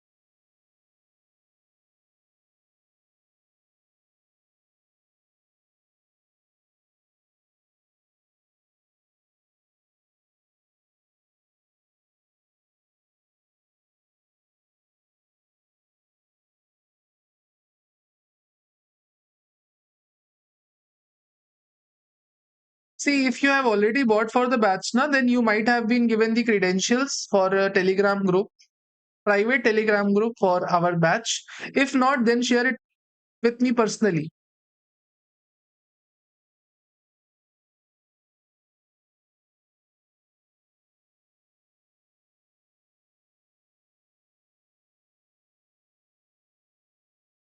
Received a message from Deepak.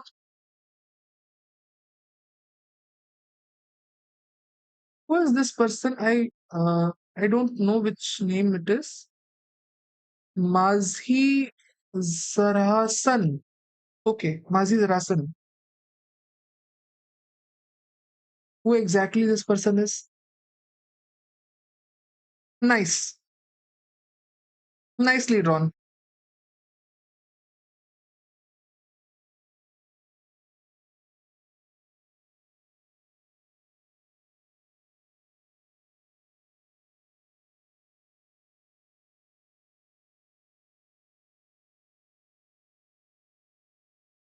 Oh, ho, ho, ho. Okay, Mazik Krish. Okay. ठीक है.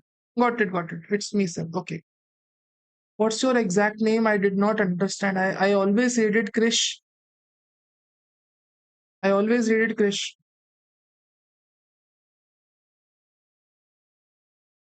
Bhuvan also sent. Very nice, Bhuvan. Bhuvan now. Okay.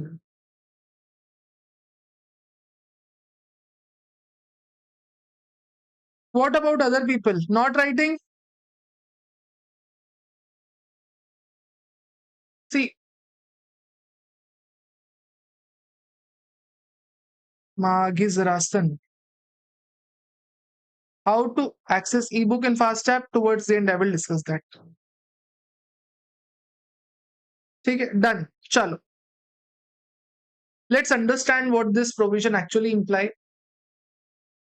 Just understand tone once. Huh? Understand the tone of the section. Bhuvana. Okay, noted. Bhuvana ready. Done. Just understand the tone of the section. If I have buffaloes to give and you have iPhone to give, in return, fair market value of buffaloes given up is FMV1. Fair market value of iPhone received is FMV2. Assets given, market value is FMV1. Assets received, fair market value is FMV2. Okay? If you transfer away business, then whatever assets that have gone with the business is FMV1. In return, if you receive cash, then fine. If you receive painting, then market value of painting shall be FMV2. If you receive jewelry in return, then market value of jewelry shall be FMV2. So asset gone, market value is FMV1. Asset received, market value is FMV2. Fortunately, ICA has never asked about FMV2, but if they may ask, you might get tensed, you might be worrisome. Okay. Received from Lavanya as well. Very nice, positive mind, very nice. Lokesh. Very nice. Those who are writing now, you are actually doing good. Believe me. Those who are not writing. Now, what the tone is, FMV1 implies whatever assets that have gone market value of those assets. FMV2 implies assets received market value. Assets gone market value, assets received market value. Okay? Now, whatever assets have gone, how do we take the market value? It's very simple. If building is gone, take stamp duty value. If shares have been gone, take fair market value. If during the entire assets, whatever assets have been gone, in that any painting, any gold chain, any jewelry has gone, take the open market value. And if any other assets have gone, then take book value of those assets. In this case, if some assets have been not depreciated, have not been depreciated, do not depreciate them. If in this case assets have been revalued, do not change the valuation. Whatever the assets are, not take the book value as it is. Reduce the liabilities. This will give you FMV1. Assets given up. Assets given up. In return, if you receive money, take money as it is, no issue. But if you receive land or building in return, take stamp duty value of those land or building. If you receive shares in return, take shares, takes fair market value of those shares. If you receive painting or jewelry, take open market value in return. Whichever is higher will give you the full value of consideration. Full value of consideration you will be getting. You have to read, this will give you net consideration. You have to reduce the cost of acquisition from this. Now, what is the cost of acquisition? Cost of acquisition is basically the net worth. In your balance sheet, whatever assets you have, it can be either depreciable, it can be either non-depreciable.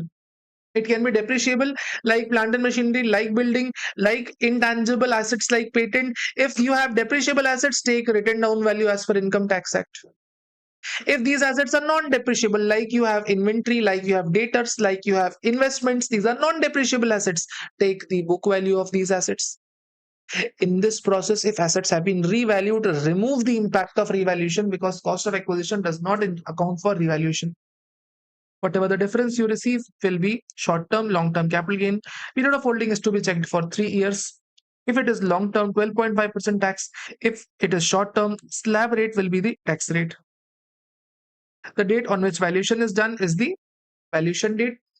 You have to get a CA report to get net worth certified. Whenever you are getting slum sale being done, CA report is required. Slum sale is always incomplete without a question answers. Concept is always irrelevant.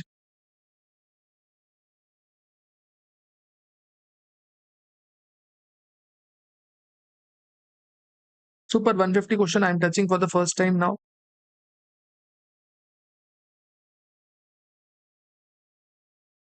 Capital gain, question number 11. SALC Limited. I am solving. I am telling you how do I approach these type of questions. How do we actually solve it? It's easy. It's easy. Okay, I am solving this question for you all. Try, just participate in the question. Do not solve it, just participate. If I ask something, just answer it in your mind. You need not necessarily type it, but just answer it. Okay.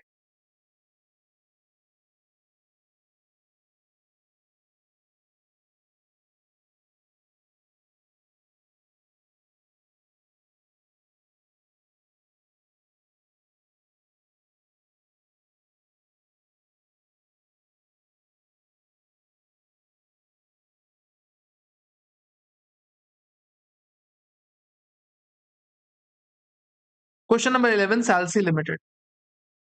We are just trying to first of all read the question, cut out the crap that is not relevant, and then we shall move to solve the question. Okay. SALC Limited has two units engaged in textile and other is involved in chemicals. So SALC has two units, one is textile and the other one is chemical. As a restructuring drive, chemical unit was sold by the way of slum sale for 242 lakh rupees on 1st October 2025. So slum sale happens in case of chemical unit, therefore textile unit is not relevant for us. One thing we got to know, the textile unit is not relevant to us. Second thing, sir, we received the 242 lakh rupees. That means, can I say this is a SDV, this is FMV2? Can I say we got to know FMV2? FMV2 is nothing but 242 lakh. Can I say this FMV2 is 242 lakh? Sir, correct. Fair enough. Fair enough. The balance sheet of SALC Limited as on 1st October 2025, on which chemical unit has been transferred, has been given below. First part of our work is already done. FMV2 is already given to us. We want just FMV1, we just want net worth and we'll be done with the question. Very simple it is. Wow. One thing I told you, that textile unit is not relevant. So I'm deleting data of textile unit because it is not relevant. It is just going to create a mess. I'm just deleting the data. Textile unit, land, remove. Building, building, remove. Machinery of textile unit, remove. Inventory of textile unit, remove. License of textile unit, remove. Creditors of textile unit, remove. It is not going to be helpful in any sense. It is just going to create mess in the question. Therefore, I removed every data that is given for textile unit. We have land in chemical unit, building in chemical unit, machinery in chemical unit, investments in chemical unit, inventory we have, licenses we have, and creators we have, multiple things we have. Okay. Now, what other information we have? Chemical unit was established in July 2020 during COVID period. Chemical unit was established in July 2020. Can I say July 2020 means it has been for more than 3 years? So long-term capital gain would apply. That is first takeaway again. Land of chemical unit includes a revaluation surplus of 20 lakh rupees. Land was purchased for 50 lakh rupees in May 20. It was revalued on 70 lakh on 1st October. Stamp duty value 62 lakh rupees. Now what this question says. Land of chemical unit was cost of acquisition was 50 lakh. 20 lakh has been revalued. This has been revalued. This entire revaluation figure is in revaluation surplus. Oh, everything is reconciling. Wow. Wow. Very nice. What this portion says, the building machinery have been shown in the balance sheet at written down value as per Income Tax Act. So building and machinery, this is the WDV of the building and this is the WDV of the machinery. Perfect. What else do we want? The stamp duty value of the building is 72 lakh. Oh, ho. Building's stamp duty value is 72 lakh. And we have been given stamp duty value of land as well. 62 lakh has been given. So we also incorporated this information in the question only. Licenses and franchisees were acquired in 2012 and shown in the balance sheet at the purchase price. That means 23 lakh is not the WDV, it is the purchase price. Okay. And these were purchased on 1st June 2024. That means depreciation has not been charged on this. Okay. We got that. Equity shares were acquired by the company through National Stock Exchange on 1st April 2023. Market value is 42 lakh, 42 rupees. So equity shares are there 1 lakh shares of ABC of 35 each. Market value is 42. So we will take 42 lakh is the fair market value. This is the book value. I think I incorporated every information. Is there any information I missed out? Now, how do we start these type of questions?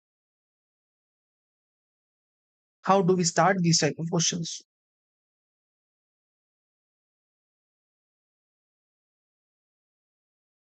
Sir, format? What else do you know in capital gain? Format. Let's draw format. What is the format, sir? Computation of capital gain in case of SALC Limited for tax year previous year 25-26 and assessment year 26-27. We'll have full value of consideration. Working note number 1. We'll have transfer expenses. Nil. This will give you net consideration. Minus we will do cost of acquisition. This will be via working note number 2. And this will give you capital gain and it will be long-term capital gain. This is what we can do. Now make one working note number 1. Working note number 1 is nothing but full value of consideration. Full value of consideration is FMV1 and FMV2. FMV2 has been given 242. FMV1, whatever we know about FMV1, we just write it down. We know that if we have any building, take at SDV. Land or building, take at SDV. If you have any shares, take FMV. If you have any jewelry painting, take open market value. If you have other assets, take book value. You have to reduce the liability. This is what we have already studied. Let's try to find out. Do we have any building? Do we have any building or land, sir? We do have any building or land. We have now. We have land at chemical unit SDV 62 lakh. We have building at chemical unit SDV 72 lakh to 62 and 72. 62 and 72. Do we have shares? Do we have shares? Sir, we have shares. Shares we have. We have to take fair market value. The 45, 42 lakh is also done. Oh. Do we have jewelry? Sir, jewelry we don't have. We don't have any jewelry. Do we have other assets, sir? We have to take other assets at book value. What other assets do we have? Other assets, what do we have? We have machinery of 52 lakh. We have inventories 60 lakh. We have chemical unit. We have licenses at 23 lakh. So 52, 60 and 23. 52, 60, 23. 52 plus 60 plus 23. Just look at the figures. Did I miss out any figure? I took away the land, I took away the building, I also took machinery, I also took shares, I also took inventory, I took license, just reduce the liabilities 47 lakh. Can you all help me out with this? 52 plus 60 plus 23 plus 42 plus 62 plus 72 minus 47.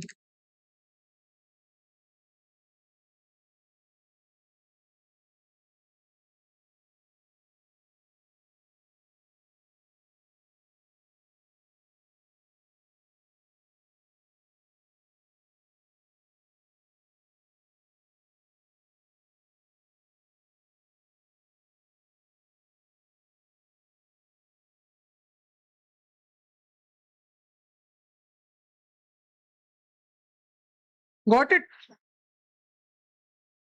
Let me check. Did we miss out on anything? Kya? 52 plus 60, 23.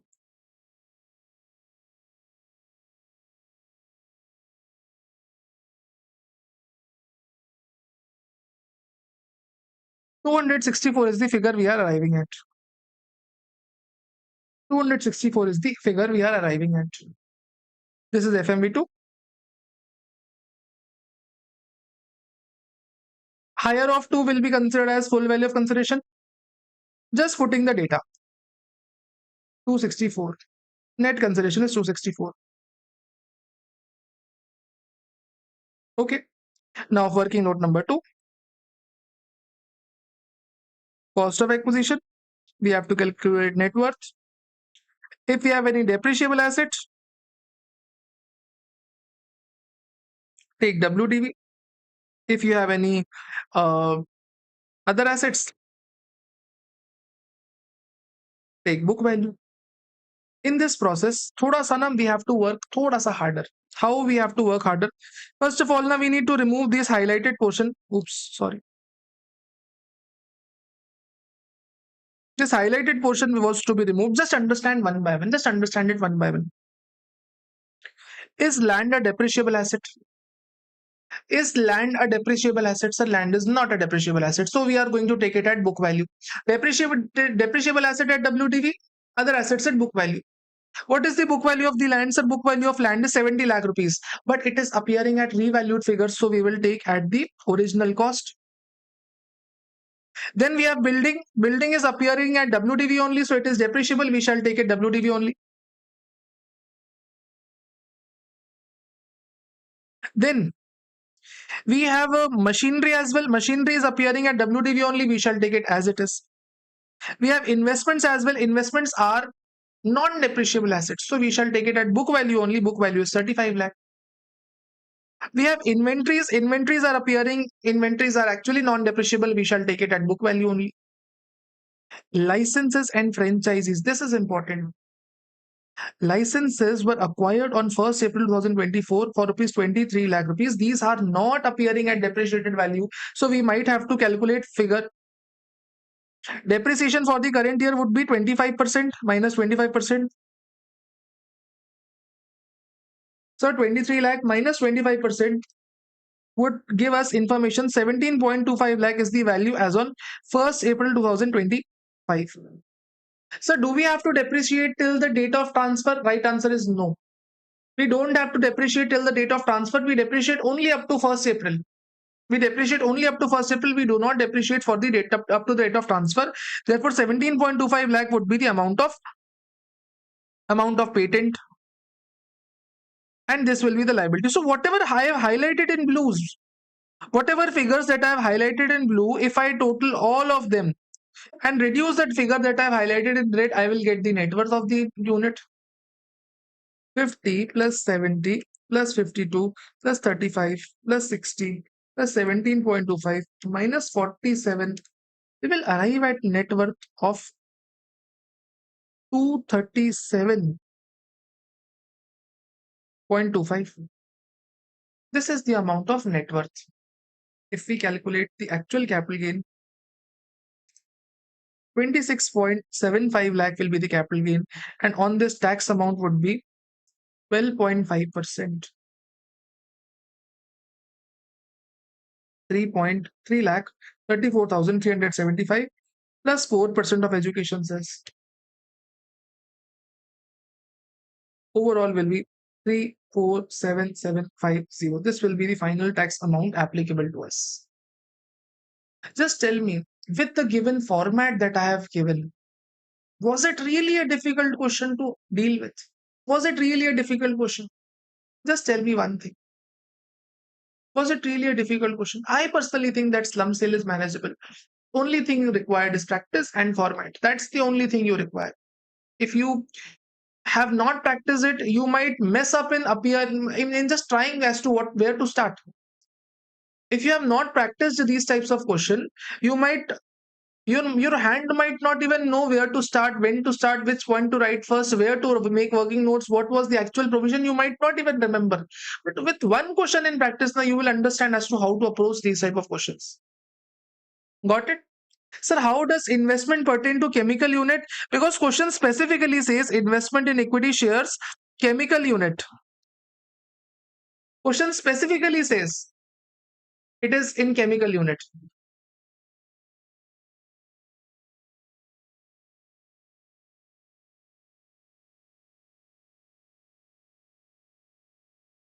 Got it?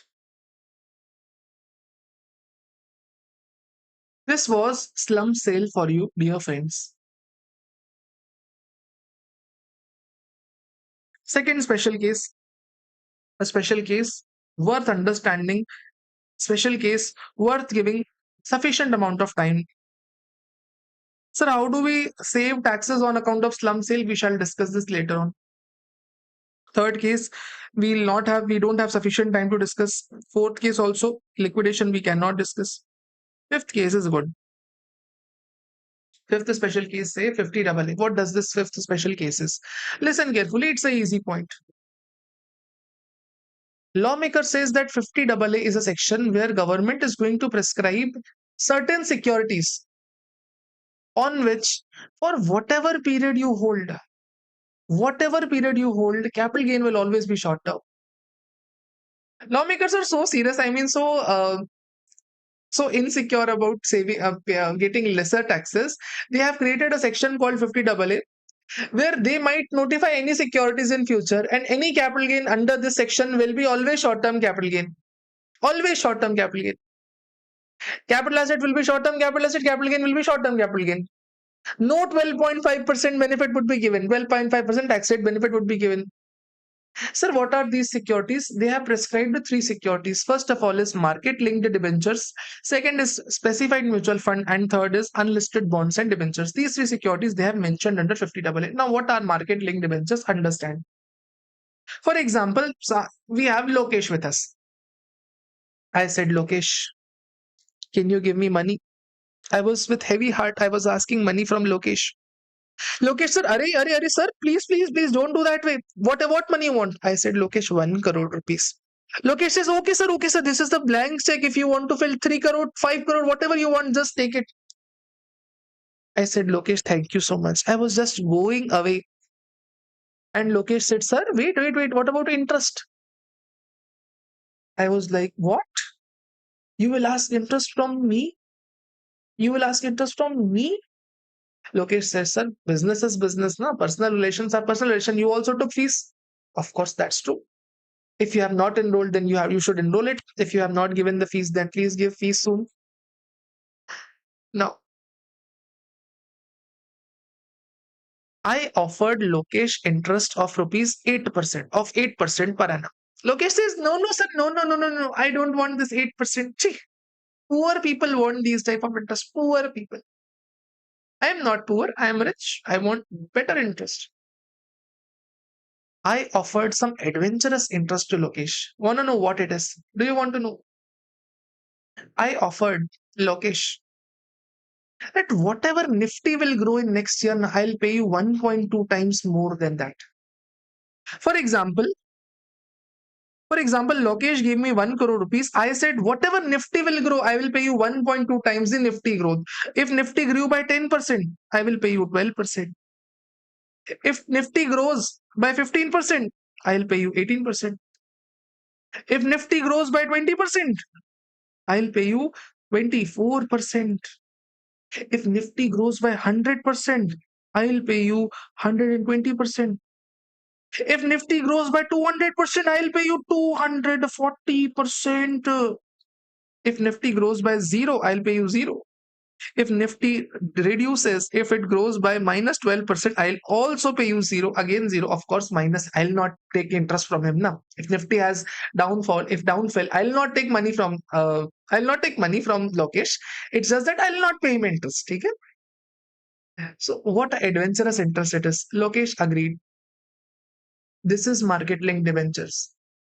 Any debentures on which rate of interest is not fixed. Okay? Rate of interest is dependent upon some underlying asset. underlying index, underlying share. If that value of the share changes, our interest would change. If value of that index would change, our value of interest would change. That is market linked debentures. A debenture in which rate of interest is dependent upon some underlying debentures, underlying bond, underlying index like Sensex, like Nifty, like Nasdaq, like NYSE, like S&P 500. Underlying index, it is dependent upon their growth, or a share like Reliance, Wipro, TCS, HUL.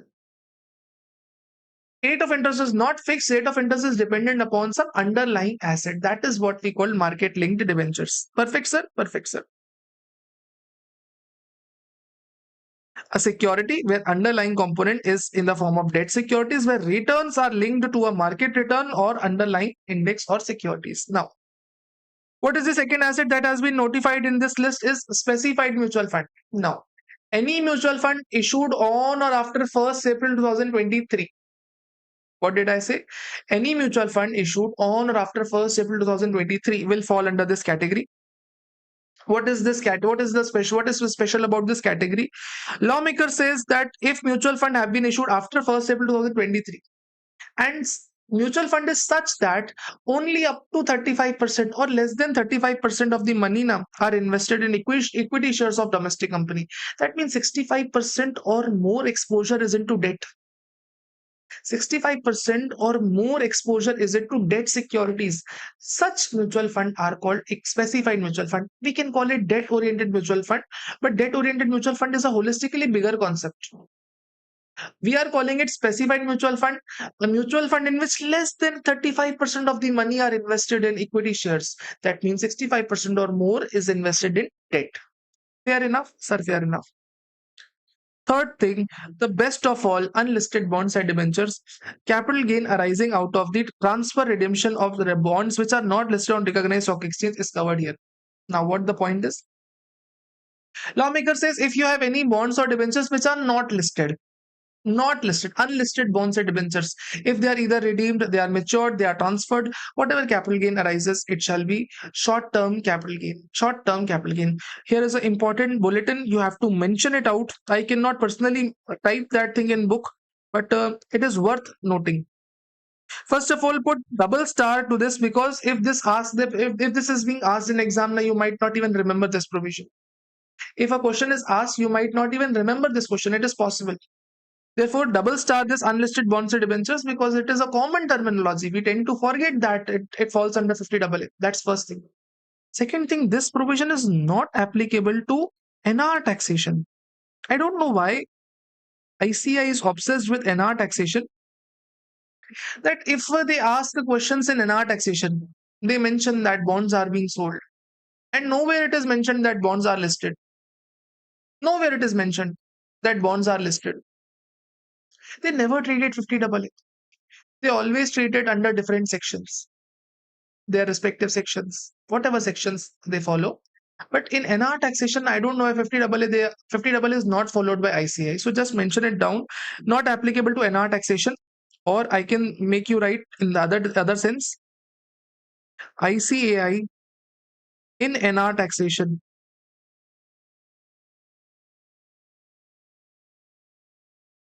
doesn't follow 50AA for bonds or debentures. There are many questions where the term bonds and debentures have been mentioned, but ICI never treats them unlisted. ICI never charges them under 50AA. Never ever. I don't know why, but this has been the uh, analysis by me. We have to accept this analysis. Okay? This is 50AA. Whatever capital gain is there will always be short-term capital gain. Transfer of securities held under demat. What this point implies. For example, try understanding. This is a question worth understanding. For example, on 1st April 2025, I bought one share of Reliance for rupees 1500. Bought. On 1st May 2025, I bought another share of Reliance for 1600. Bought. Average price of the Reliance would be 1500. Now average price would shot up to 1550. On 1st June 2025, I had a old physical share dematerialized. Its cost of acquisition was 400. Okay, one share of Reliance. This is not bought, but this has been dematerialized. I had physical shares acquired in 1990 for rupees 100, and now it has been dematerialized. Okay. Now, what will be the price? Average price 1500 plus 1600 plus 100 divided by 3, 1066. On 1st July 2025, I bought another share of Reliance for 1800. And average price now would shot up to 1500 plus 1600 plus 100 plus 1800 divided by 4, 1250. Now on 1st August 2025, I sold share of Reliance for rupees 2000. How will I calculate capital gain in this case? Sir, full value of consideration is 2000. My question to you, what is the cost of acquisition?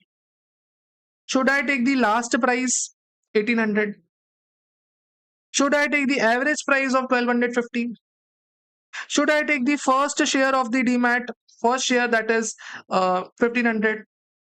Or should I take the most old share, which is physical share now dematted? What will be the actual cost of this share? See, if this would have been physical share, it was very easy to tackle. If this would have been physical share, it was very easy to tackle because share certificate describes everything, whatever the purchase price is. But in demat account, we don't have description as to which share is bought and at what price it is bought. We have no information. So how do we get to know what is the cost of acquisition? Can you all tell me? Can you all help me out in telling this?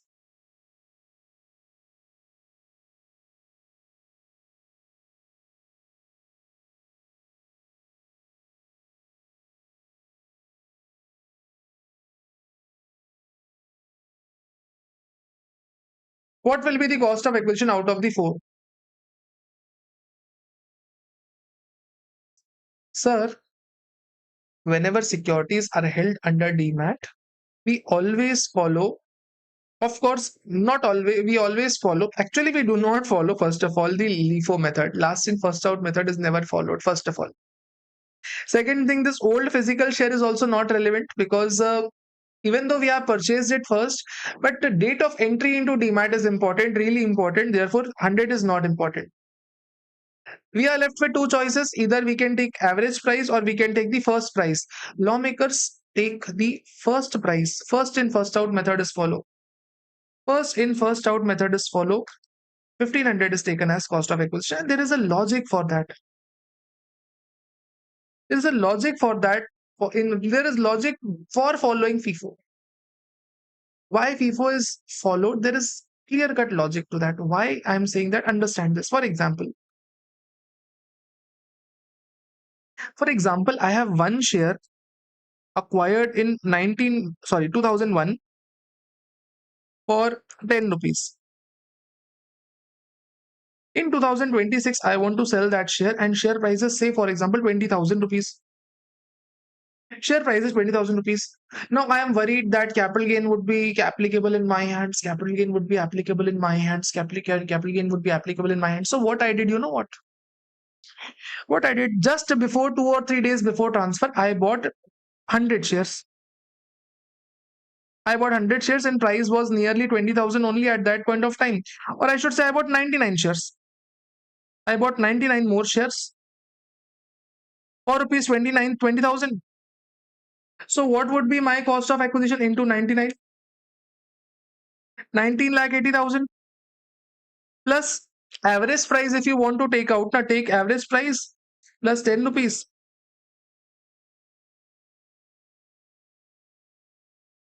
2001 rupees 10. Okay. Plus 10 divided by 100. Take second, just second. 1980 plus 10 divided by 100. So my average price would be 19,800.1. Understand? Try understanding. Now, if I sell this original share now, if I sell one share now, if I sell one share, full value of consideration will be 20,000. And according to you, if cost of acquisition should be average price, my capital gain would be reduced by a lot now. If government starts allowing weighted average method, then people will misuse it. If you can understand with this example, people will try to misuse this provision because they will just buy the securities before selling. A lot of securities they'll buy just to average out the prices. Prices averaged out now. If you would have taken FIFO, then 10 would have been cost of acquisition. Your capital gain would have been 19,990. But since government allowed you to take the average, you bought securities a day before selling, so you averaged out the price. So it is possible that people might plan these things out. Therefore, government simply says we'll not allow weighted average. We'll always allow FIFO. Okay? I hope that answers. Advance money forfeiture.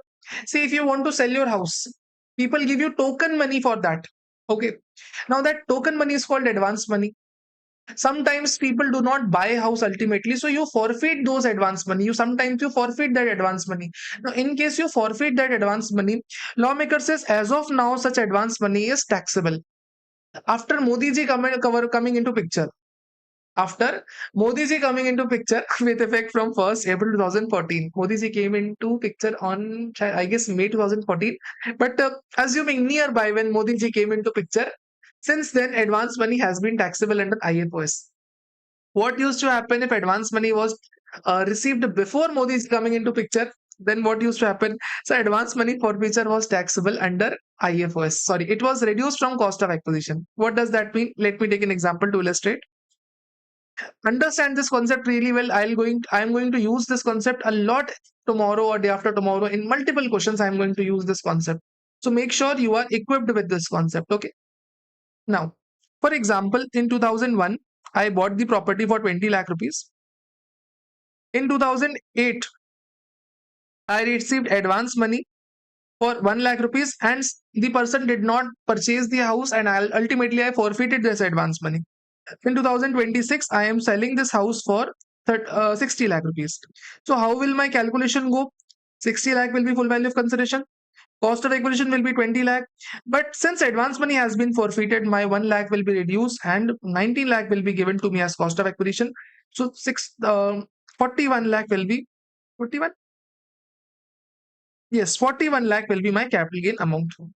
So whatever advance money has been forfeited before 1st April 2014 will be reduced from cost of acquisition. Simple enough? Sir, very simple. There is no complication in this concept at all. But, what lawmaker says, understand now, what lawmaker says.